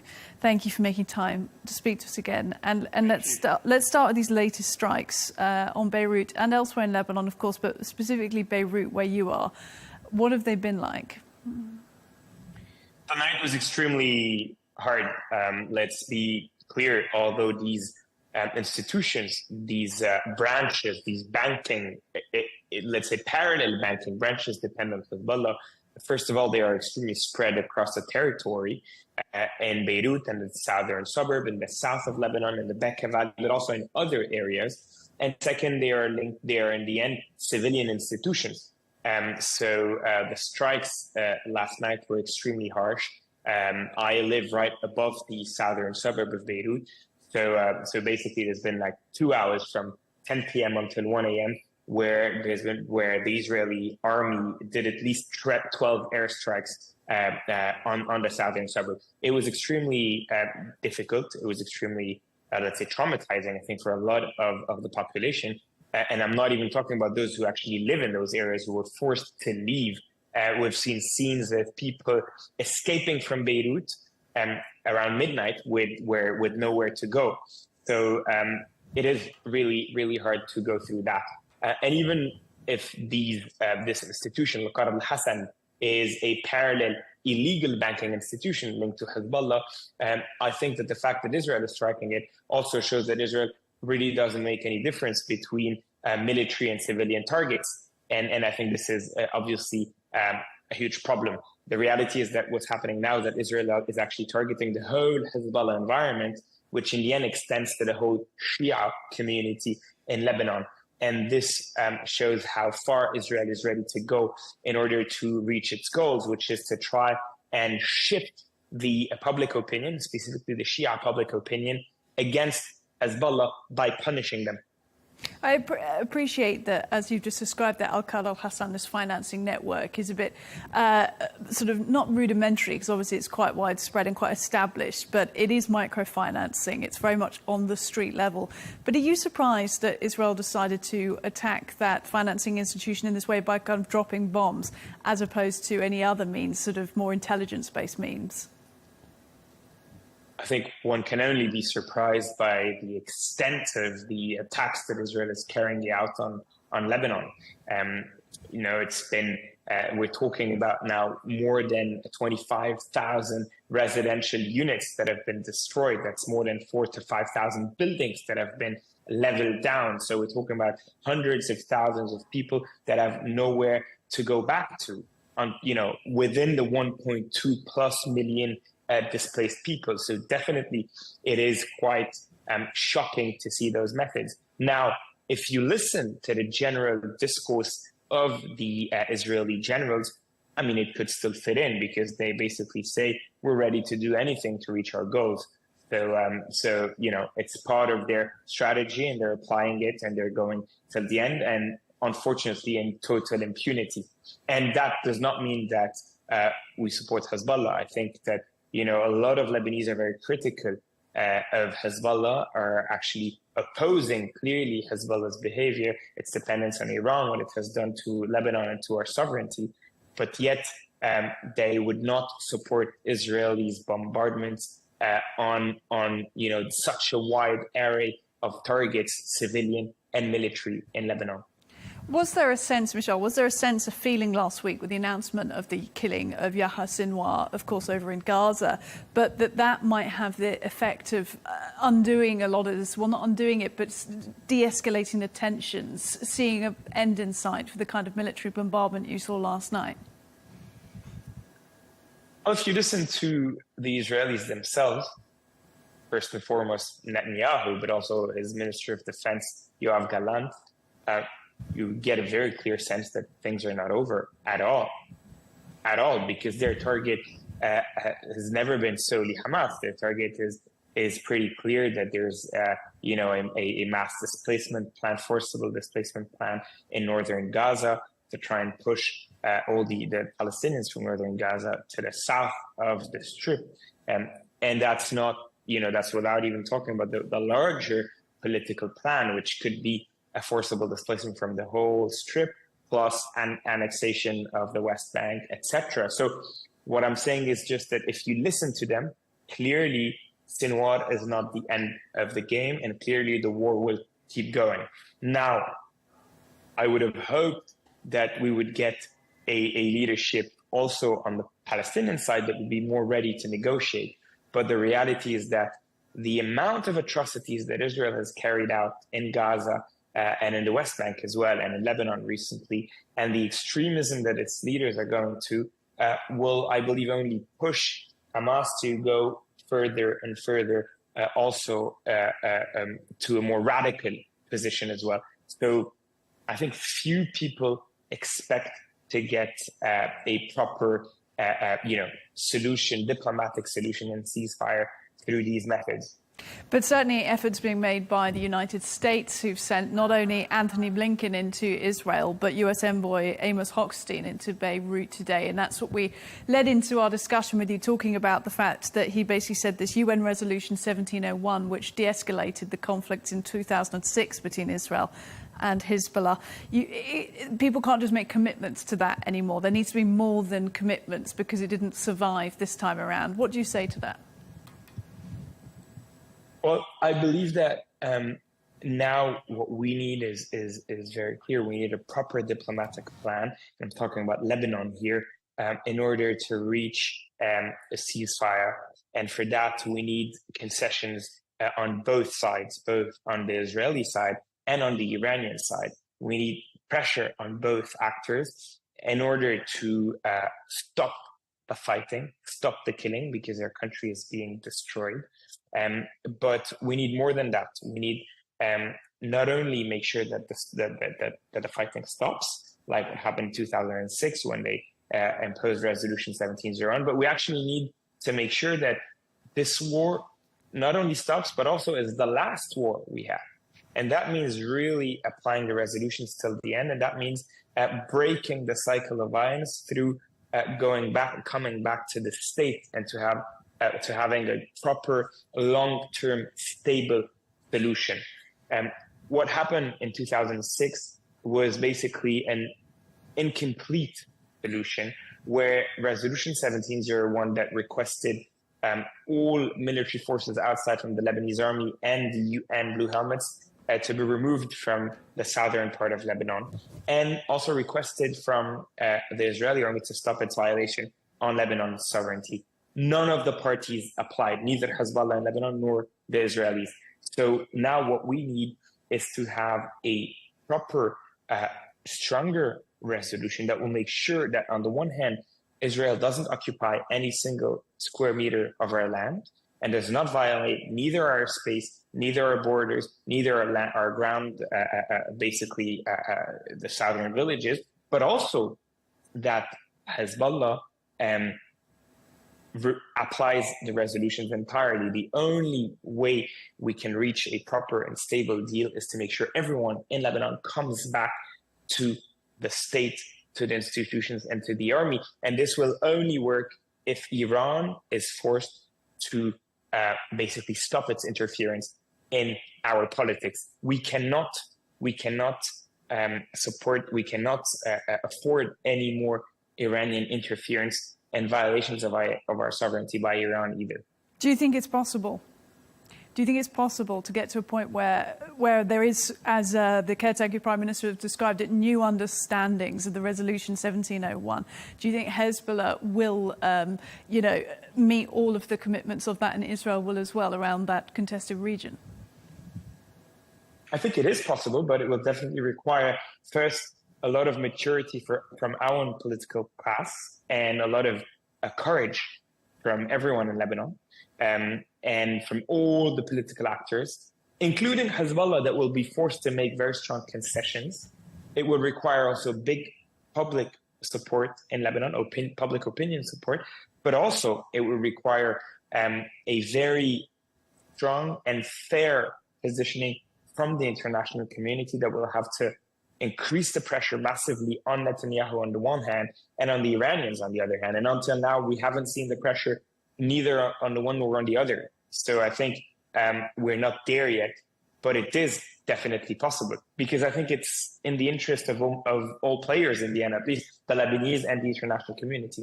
I mean, let's talk about this document that's been leaked. This is according to reports in Axios, which is Israel's conditions apparently for negotiating an end to the war in Lebanon. And of course, this is leaks, reports. We don't know for sure whether it is the case, but citing 2 US officials and 2 Israeli officials, the Israel conditions would be that they would have armed forces be allowed to engage in active enforcement to make sure that Hezbollah do not rearm and rebuild military infrastructure close to the border. And they also want Air Force to have freedom of operation in Lebanese airspace. That's the Israeli Air Force. What does all that mean in reality? Look, I think it's pretty clear Israel is starting with putting the bar extremely high, basically saying we want the right to do whatever we want. I mean, this is how we understand it. It's a pretty blurry proposition, but it says 2 main things. One, in terms of airspace, we want to have the control over the airspace. And 2, in terms of the land. We want to be able to do the incursions that we want and to enforce ourselves on our own the 1701 resolution. So to do whatever we want to do to expel Hezbollah forces from the south. So that basically means there is little to no Lebanese sovereignty. So definitely it's something that is completely unacceptable from a Lebanese perspective. And I think we should be very clear on that. Now, the only positive thing in all of that is that there is a start of diplomatic negotiation, but clearly this is unacceptable for Lebanon. And the Arab League also chiming in, the Secretary General of that league saying that for an immediate ceasefire in Lebanon, he wants Israel's prompt withdrawal from any Lebanese territories it has occupied or entered. Do you think that will lead to anything? I hope so. I think the Arabs have a very important role to play, be it the Arab League or all the GCC states and other Arab countries. And I think that what we need to reach is a solid settlement that basically says, on the one hand, Israel stops the invasion, stops the bombardments, and basically withdraws from our territory and stops the air violations. And on the other hand, Hezbollah becomes a Lebanese party like all the other Lebanese parties. So that means that we stop the Iranian funding and the Iranian interference in Lebanese politics and the Iranian support to Hezbollah to make sure that, on the other hand, the Lebanese army is being strengthened and the Lebanese army is able to take on its full role in order to defend the south and to be present across the whole territory. The only solution for us is to regain our sovereignty. The problem we've been having for the last 30 to 40 years is that the Lebanese state had no sovereignty. It had no decision over war and peace in our country. Actually, that's even the case since 1969, when the first militias came and settled in southern Lebanon. We need to exit this era, and the decision of war and peace can only be within the hands of the state. That will require a very strong diplomatic support, both from the Arab world and from the West, in order to be applied. Just one final point, Michel, as well, the Arab League Secretary General saying of the idea that Hezbollah could be destroyed and removed from Lebanon, quote, "You cannot destroy an idea." What do you say to that? I think it's very true, and it's the same actually with Hamas. This is what the Israelis have been trying to do. It doesn't work. Now, what should be done is stop the fighting and get to a political understanding, but a very strong and clear political understanding. It's not because you cannot destroy an idea, and I think it's very clear. And in the end, trying to destroy this idea will end up destroying our country. Before Hezbollah will be destroyed, Lebanon is already paying the price. The economy is down by 10% already now. There's hundreds of thousands of Lebanese that are leaving the country, and more than 2,500 people killed, more than 11,000 injured people, 1.2 million displaced. As I said, dozens of thousands of residential units destroyed. So Lebanon cannot afford all of that, and it will be destroyed way before Hezbollah is destroyed. The only thing we can reach to is an agreement where Hezbollah actually comes back, like all of the political forces behind the state, that Iran stops its interference, that the Lebanese state regains its full sovereignty on the borders, on the financing of the political parties, on the military, on diplomacy, on the port and the airport, and all sorts of traffics inside and outside the country. And I think this is the only solution. And there we will need the Arab League as well as all our allies. Michel Halou, Secretary General of the Lebanese political party National Bloc, thank you. Thank you so much. Well, that is all we have time for on Global News Today. Thank you for watching, and be sure to join us tomorrow for more exclusive interviews. Until then, goodbye.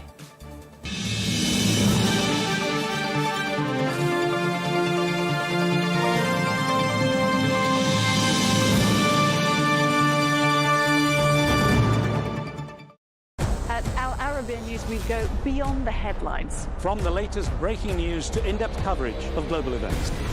We're not bought or sold. Nobody owns us. The loss of life, the destruction of property. The conflicts are such a terrible thing. Context and analysis to help you see the full picture. The world is in a very dangerous place. Join us on Arabiya News, It's very impressive. where knowledge meets perspective.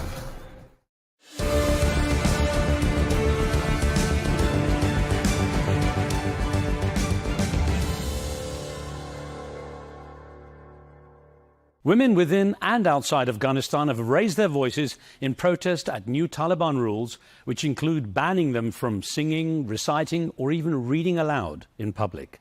My guest will tell us what life is like now for women in Afghanistan and how the international community is responding. از عشق از امید از فردا نمیترسی من ساده و استوارم چون دغدغه مردم این شهر حجابت یک بهار آزادی. But we start with Afghanistan, which recently marked 3 years under Taliban rule after the US and its Western allies pulled troops out of the country as the Afghan government's army crumbled. It was a chaotic departure which sparked desperate scenes at Kabul airport as thousands of Afghans fled what they feared would be persecution by the Taliban. Millions more joined the exodus abroad, while a further 3 million people remain displaced internally. Most of these are women. Well, despite initial promises of fair treatment by the Taliban rulers, the erosion of women's freedoms has progressed from curbing education to encompass almost all aspects of their everyday lives.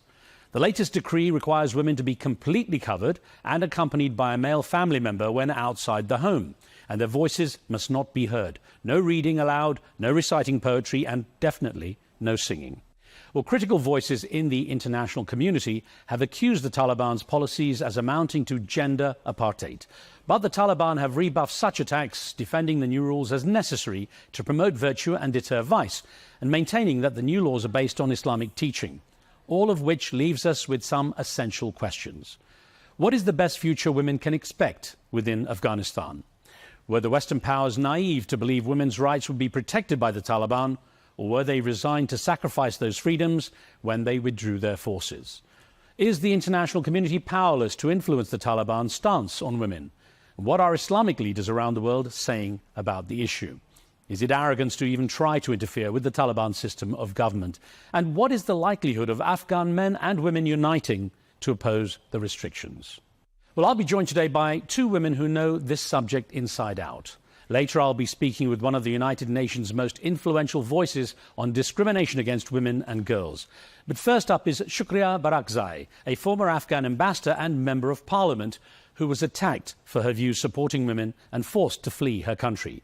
She joins me from London, where she's a member of the Afghan Women Coalition for Change.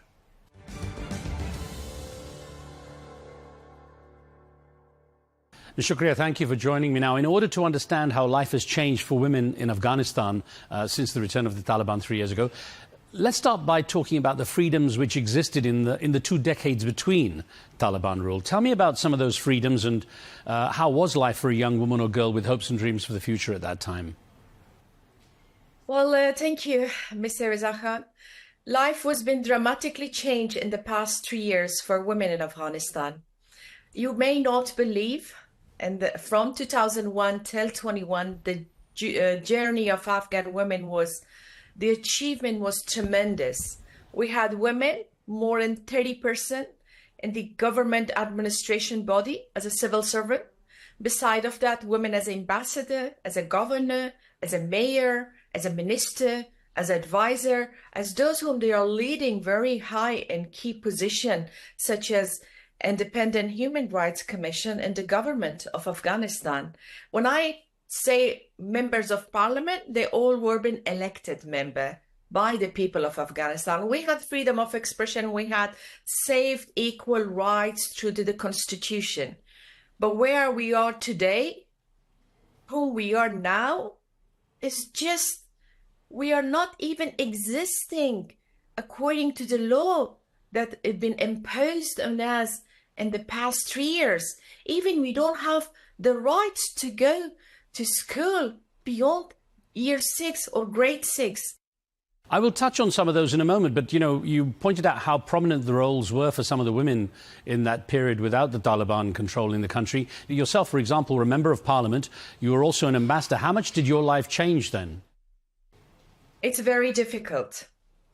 God forbid, I hope no one will taste or be through such a journey that I was. Being a member of parliament, being a prominent journalist, and being someone to feel and proud about your country, and being ambassador and diplomat, and today dropping level down, living in exile without any identity. Those women we trained in Afghanistan in the past 20 years for leadership. Unfortunately, today those projects was been shifted. We have to teach them how to make the clothes and how to cook, how to bake. This is the real change which is in the 21st century happening in Afghanistan. So let's go through some of those decrees that have come into place most recently and the impact they're having. The voice, face and body of women are not anymore our own property.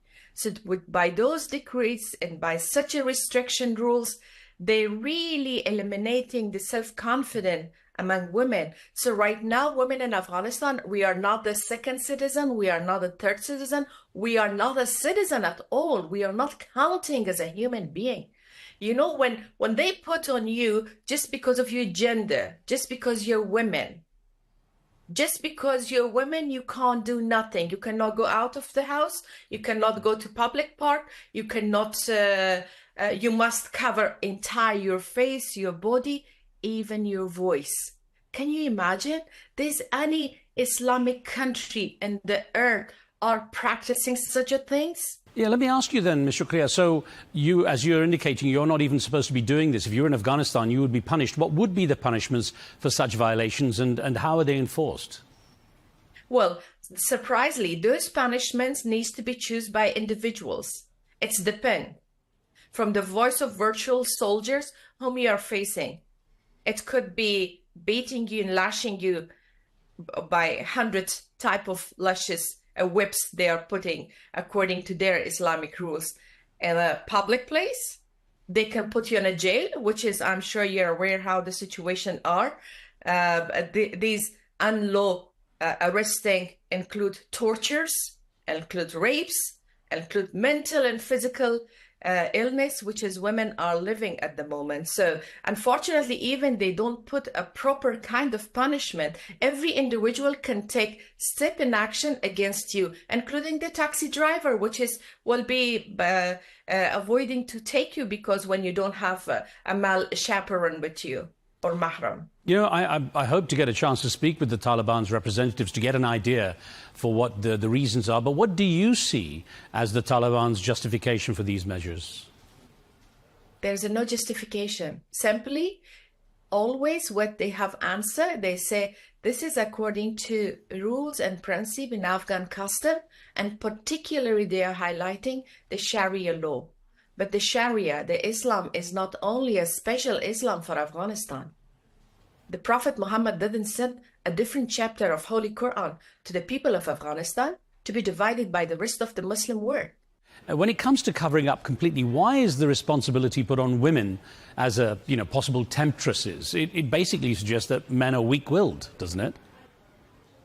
Worse, because according to Islam, first of all, you have to have control on yourself. The self-confidence should come from men.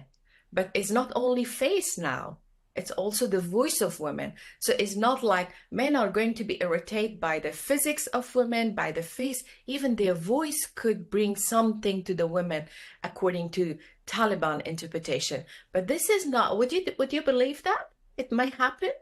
Why the women of Afghanistan should pay all the cost for such a weak government and men in Afghanistan? Why we should put ourselves in a jail, in a cage with the all cover, even we were not able to breathe oxygen properly, just because of sick of the men? They don't have control on their sexual desire? I think this is the most ridiculous justification they are bringing. But I strongly believe they have a fear, because When women get in power, they will see a different Afghanistan. So Ms. Shukriya, let me ask you then, in general, apart from the Taliban and their own supporters, how many people support what's happening, and how much do men speak out in support of their wives, their daughters and mothers? Well, there are men activists, which is they've been putting in jail. Why? Because he was campaigning for girls' education. There are men, which is they are punishing because their female member family are standing for the rights of women to be educated, for their own rights. But at the meantime, I have to admit that the men in Afghanistan, if they are not standing with us, it doesn't mean they are accepting what is the rule of Taliban today, because in Afghanistan, men also don't have the rights. Having a beer, it's a compulsory. Let me ask you, as an advocate of women's rights, you were attacked for your views. Describe what you went through. Oh, I've been through so many things in my entire life because I was against, and still I'm against warlordism. I'm against this fanatics of explanation of Islam in my country. I'm against all those kind of occupation which was been imposed on the people of Afghanistan. I lost my 2 kids during the civil war in Afghanistan. More than 8 times they were suicide, including suicide attacked on me, but that miraculously I survived. So this is not the individual. If you see in the social media, they label me from head to toes, but I never give up, because this is not the situation. How we've been through the difficult time, the tough time, the challenge made us to be ourselves. It developed, it bring me more self-confident. When first I was being lashed by the Taliban in front of hundreds of people, that was 1997. When I stood up, I became a different person. I become the founder of a home school in Afghanistan, and I continue my journey till now. Now, of course, there's been criticism of the Western allies who essentially just left the country in the hands of the Taliban. Do you feel they were taken in by the Taliban's promises at that time that women would be treated fairly, or do you think that the Western allies simply were willing to sacrifice the plight of women due to the political pressures they felt at home to bring back their armed forces after years of fighting, obviously, with the Taliban and suffering so many casualties? Well, allow me first to declare one thing. First, exit with dignity was possible for Western allies to leave Afghanistan. Second, they shouldn't impose on us a fake process under the name of peace process. Third, they shouldn't sign such a shameful document in Doha with the Taliban on 29 February 2020. So these 3 things may not happen. If they could avoid these 3, we may not be in a miserable situation as we are today. The people of Afghanistan was feeling we've been badly betrayed by our Western allies. But today they are not even themselves accountable, although they bring in power the Taliban, because the Taliban was fight for 20 years. They weren't able to control even one district. How come within a 1 year time after Doha agreement and after the agreement between US and Taliban, they seized power, they took over the entire country, the power. But I also like to say it's also the duty of Afghans. We need to wake up. We shouldn't sacrifice our life anymore for Western or Eastern values. We should stick what is our geography, what's our culture, what's our religion, and we should stand up on our own feet. Shouldn't let anyone to lead us. Let me ask you, do you expect another exodus following these new limitations imposed by the Taliban? And do you feel that there's also the chance that some countries will be less welcoming to Afghan refugees than they were, say, 3 years ago? Well, nowadays, you heard about the deportation from Germany. Afghans was been deported from Germany to Kabul, Afghanistan, without any protocol between the 2 states. On the other hand, the borders are been shut down because of the behavior of Taliban and etc. And this is in the history of Afghanistan. In the past 3 years, 8 million Afghans left their houses. But still, there are some doors open. But for how many years Afghans should be refugees and refuge to other countries? And the refuge country, the host country behavior also towards Afghanistan is getting worse and worse day by day. So this is the civilian of Afghanistan. This is the ordinary people of Afghanistan are paying that price. And thinking about how countries receive Afghan refugees and so on, you're living in the UK, and I'm wondering, what were your thoughts during the recent riots by right-wing groups against refugees recently? It's very sad. It's very sad. This is, I think, those whom they come teach us what's human rights, what's value of human being, and everyone is quite equal in their society. There's a freedom of expression, freedom of religion, those things. These are kind of slogan for Western and those kind of soft weapon to be used against other. Well, still, I am not complaining. Still, I'm just a resident in the United Kingdom. But to be honest, there is a discrimination that it's quite loudly shouting. There's a gender, there's a race, and there's religion discrimination. And that kind of right wing is not only in the United Kingdom, it's going to be occupied entire Europe. And that's a big alert. We are standing, West in particular, against those values that they imposed, those ideas on top of everyone. And the today war, why we are refugee, why Syrian, Iraqis, Afghans are refugee, because of those war was being imposed by them to our country.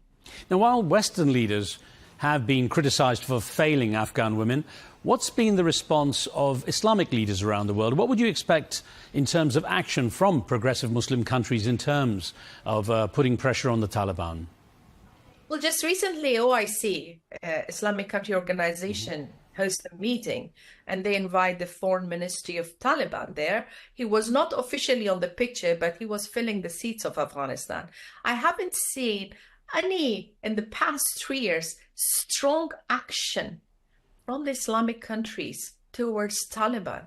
It seems to me Taliban are the type of monsters that everyone don't like to stand against or beat. They are the type of monster that everyone likes to have with them and use against another one. And this is, I believe, that unity among Muslim globally, but particularly among Islamic countries, are very essential. It's the time that we have to be united for the sake of our own religion, for just being human, for the order that Allah subhanahu wa ta'ala order us to do good and to live in peace and to respect and to live with harmony with each other. I know the Taliban's response to criticism of their policies is to basically demand respect for the way they govern their country, which they say is based on Islamic law. And there is an argument that no other country would welcome such outside interference. So don't they have a point in some ways? Is that outside interference?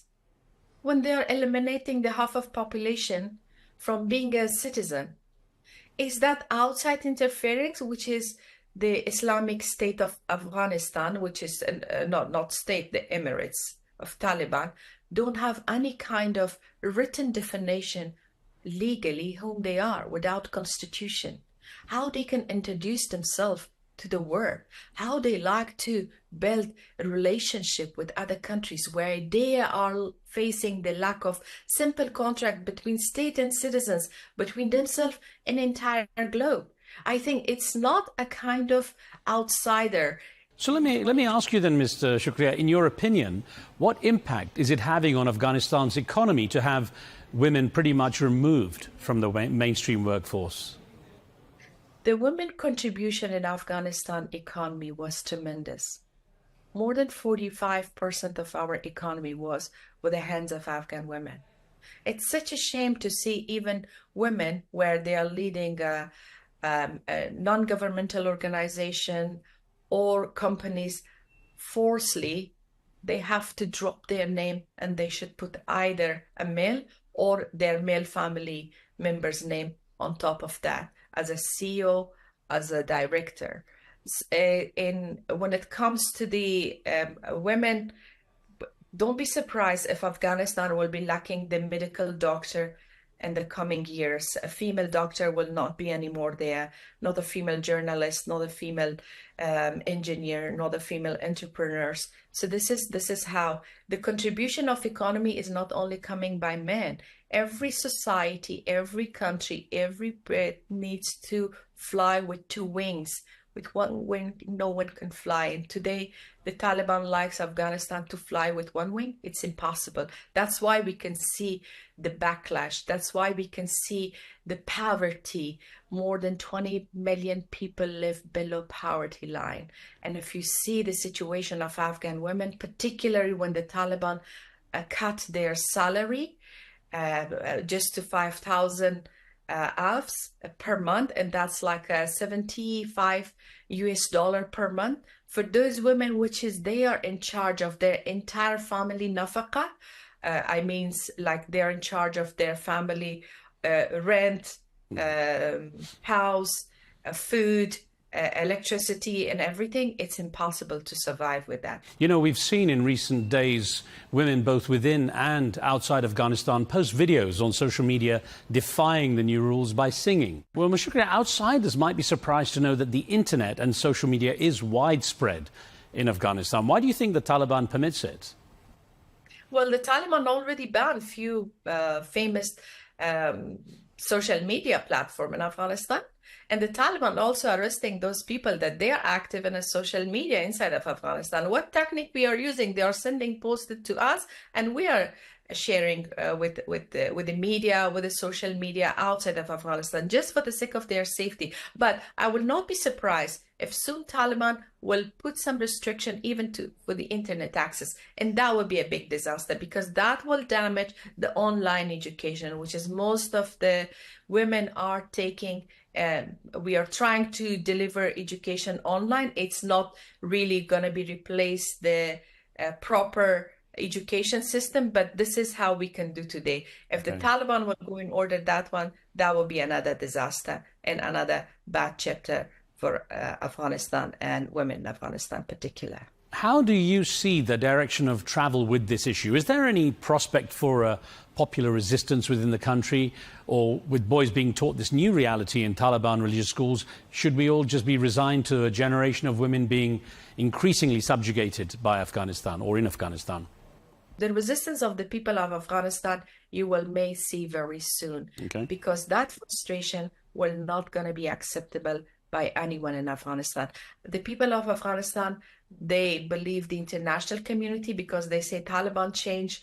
They are good boys. They will not do bad things have they done in the past. But when they seized power, they showed they are even worse than before. But I think now people are realizing, now the people are standing against them. Now they are losing their own commanders. Now you can see division among the Taliban leadership. One saying school needs to be open, another say no. So these kind of things are showing somehow a type of different messages from such a totalitarian regime where they speak in one voice. But now those different voices are kind of also resistant groups shaping even inside of the Taliban. Yes, perhaps cracks in the system. Now, you've touched on it on a number of factors, but what do you say is the greatest loss to the country that's posed by the treatment of women in Afghanistan? This is a great loss. We lost Afghanistan. We lost our achievement. We lost who we were. We lost our dignity. We lost our contribution in our society with this entire world. It's not, the change of government from the republic to the Taliban for some people is just change of faces, but it was a great loss of Afghanistan. The history, the pride, the position, the hopes, the dreams for generations. So listen, Shukriya Baraksai, I do hope to have a chance to chat with you again. Thank you very much for being on the show. Thank you.